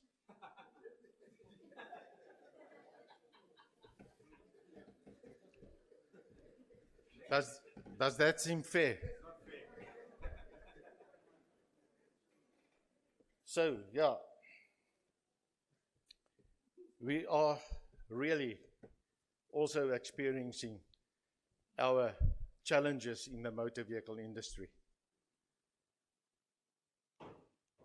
The biggest challenge at the moment that is also tarnishing our reputation is the online fraud. You know, I've got a business of my own,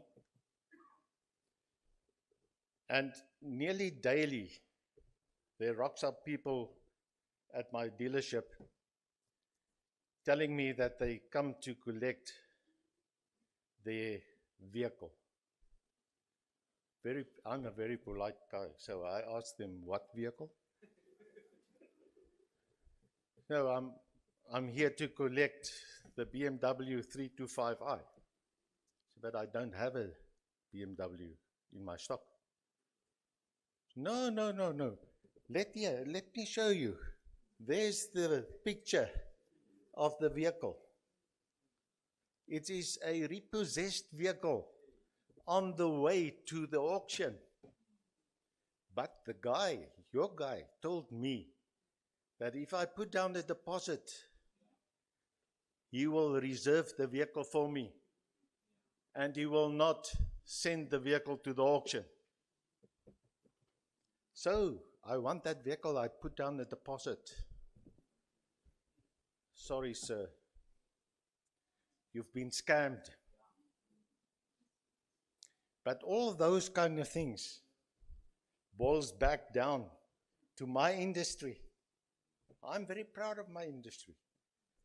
My industry, I've been part of for 35 years. I never had a client come back to me telling me that I am a crook. Never. So, while we're talking about this today, I would also like you guys to change the perception that all dealers are crooks. We're not all dealers are not crooks.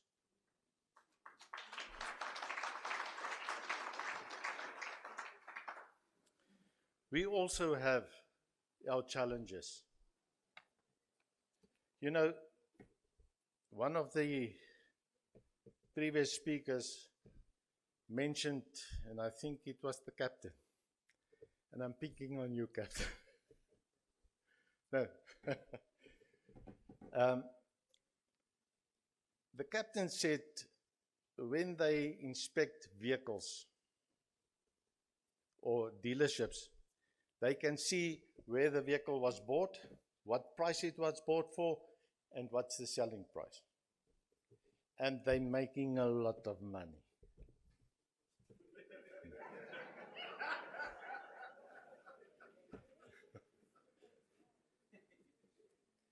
Guys, if we were making a lot of money, I would have been, not stand here. I would have been at my house in wherever. There's a vast difference between used cars, new cars. What is the definition of a used car? Who can tell me what is the definition of a used car? I'm not going to ask you. I'm going to answer the question because time is money. A used car is a vehicle that somebody owned previously but did not want anymore. Whatever the reason may be, he doesn't want the car anymore. Let's hope the circumstances has changed. He's got married and there's a couple of kids on the way. So now we need to trade in this vehicle because we need a bigger vehicle. But there's also the guy that picked up problems with that car. And I must get rid of this car. Let's go trade it in. Now, you traded it in. And you know what? We have no defense. We as dealerships, we have no defense. Because everyone says, you are the experts. You need to see what is inside that engine. You need to see that the synchro on the second gear of that Volkswagen Golf is scrap. We don't have X-ray eyes. We want our customers to trust us, but we want also to trust our customers. And that is an escape route for customers to get rid of their scrap.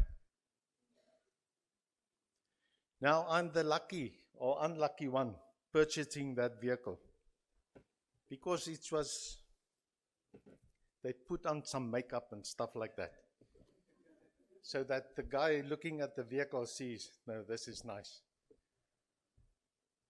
Now when that vehicle is on the floor, it needs to be reconned. Now I see and I realize that there's something wrong with this gearbox. There's something wrong with the diff. You know, way back in the 60s, 70s, when a vehicle's diff was humming, you know what they did? They've put in banana peels to make it quiet. Today's bananas is not anymore the bananas of the 60s. We need to fix it. And the diff is 30,000 rand.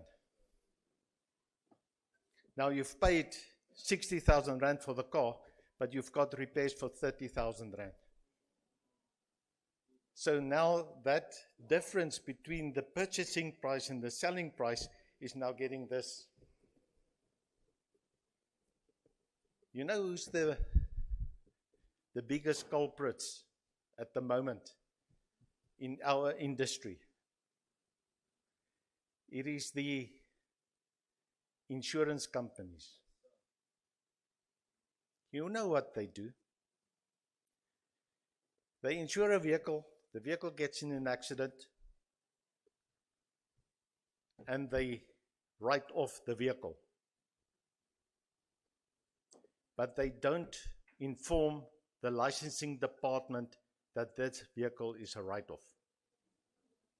Now they've got some of these connections buying that vehicle, have it repaired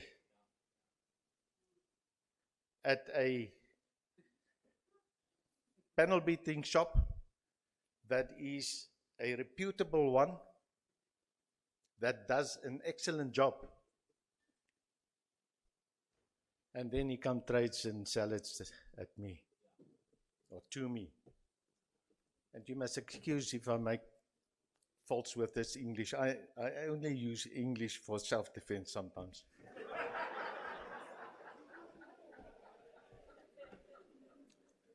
But guys, and I'm now not on the defensive mode anymore. I'm now in the information mode. This is the battles that we as dealers fight every day. Every day. And don't think you will sell a car if you don't give discount. In our industry, if you're not prepared to give discount, you're not selling the car. So the price on the window is not always the price in the bank. And you must start realizing that as well. But please, my plea to you today is change your perception of the motor vehicle industry. There are scalums. Really, there are. But in Klerksdorp, last year, we had 6,900 people that bought cars that were happy. We had 70 or 87 people that bought cars that had a problem, of which 51%, Lucius, has been resolved.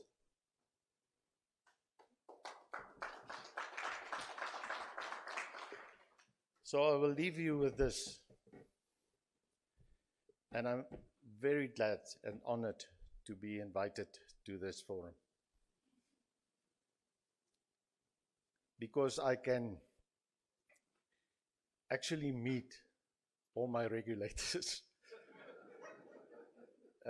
Apart from all my friends in SAPS, I've got a lot of friends in SAPS. If you're so long in the industry and you're a scallum, you need to have connections.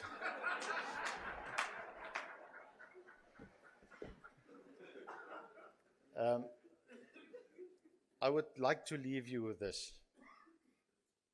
If you go to a dealership, be prepared. Don't be shy to ask the dealership, where is your business certificate? Where is your Miosa? Hey, I forgot about you. Because we also need to be a member of Miosa if we want to start a business and do business. Okay. So that is also a regulating body of which we need to belong. And in all of this, there's so many protection for the customer. And please, have pity on us because there's none for us. Thank you very much.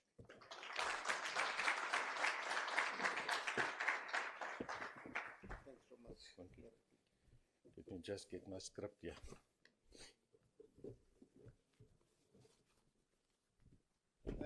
Thanks so much, Mr.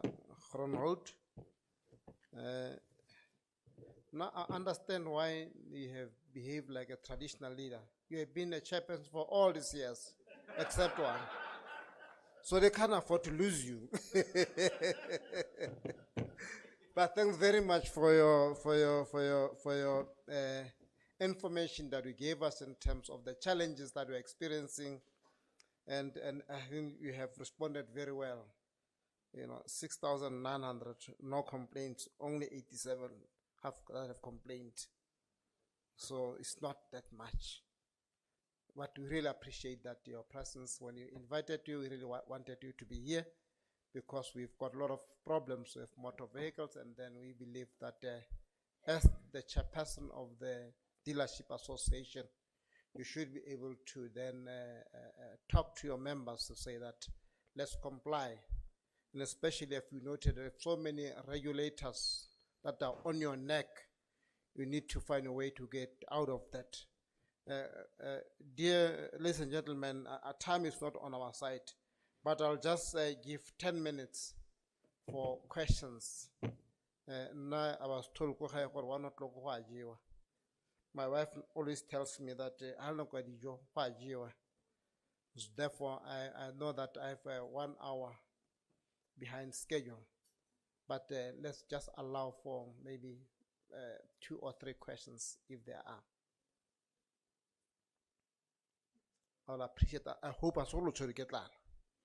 I'll not the question this far. Thanks very much. And I want to believe that we have really enjoyed this engagement. We put a lot of effort to bring these people from Gauteng to here. And we did our best because we wanted this to be beneficial to everybody. We wanted to make sure that we bring relevant people here. So those of us who are consuming the second-hand motor vehicles, let's do what is right. We have been advised to do the right things. In conclusion,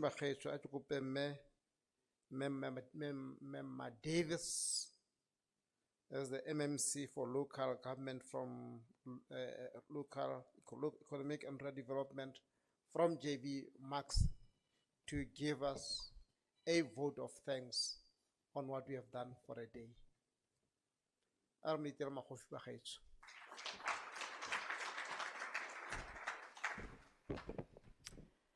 Program Director, Honorable MEC Bitsalin Kupane, distinguished guests, stakeholders, presenters, and members of the community, ladies and gentlemen. It is both an honor and a privilege for me as a member of the Mayoral Committee to deliver the vote of thanks at this very important World Consumer Rights Day. Today's program has reminded us of a fundamental truth, and that is an informed consumer is a protected consumer. When citizens understand their rights and responsibilities in the marketplace, they are empowered to participate in the economy with confidence and dignity.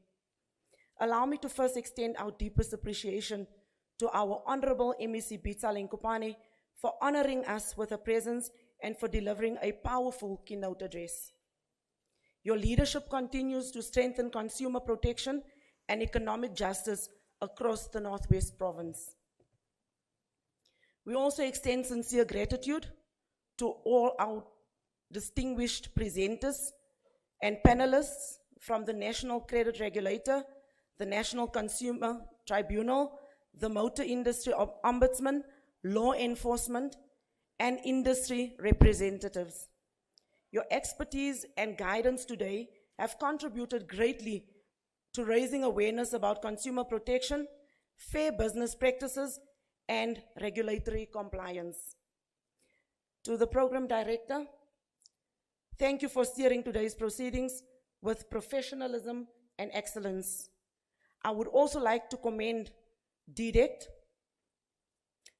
together with all partners and organizers, for bringing together government, regulators, businesses, and communities on a platform that strengthens accountability and transparency in the marketplace. As local government, we recognize that consumer protection is closely linked to local economic development. When business operate fairly and consumers are treated with respect, we create an environment where trust grows, investment increases, and local economies thrive. Let us therefore leave here today not only informed, but committed to building a marketplace that is fair, ethical, and responsive to the needs of our people. To everyone who attended, contributed, organized, and participated in today's successful event, we thank you sincerely. Together, let us continue to champion consumer rights and promote responsible economic participation in our province as well as our local municipalities. I thank you.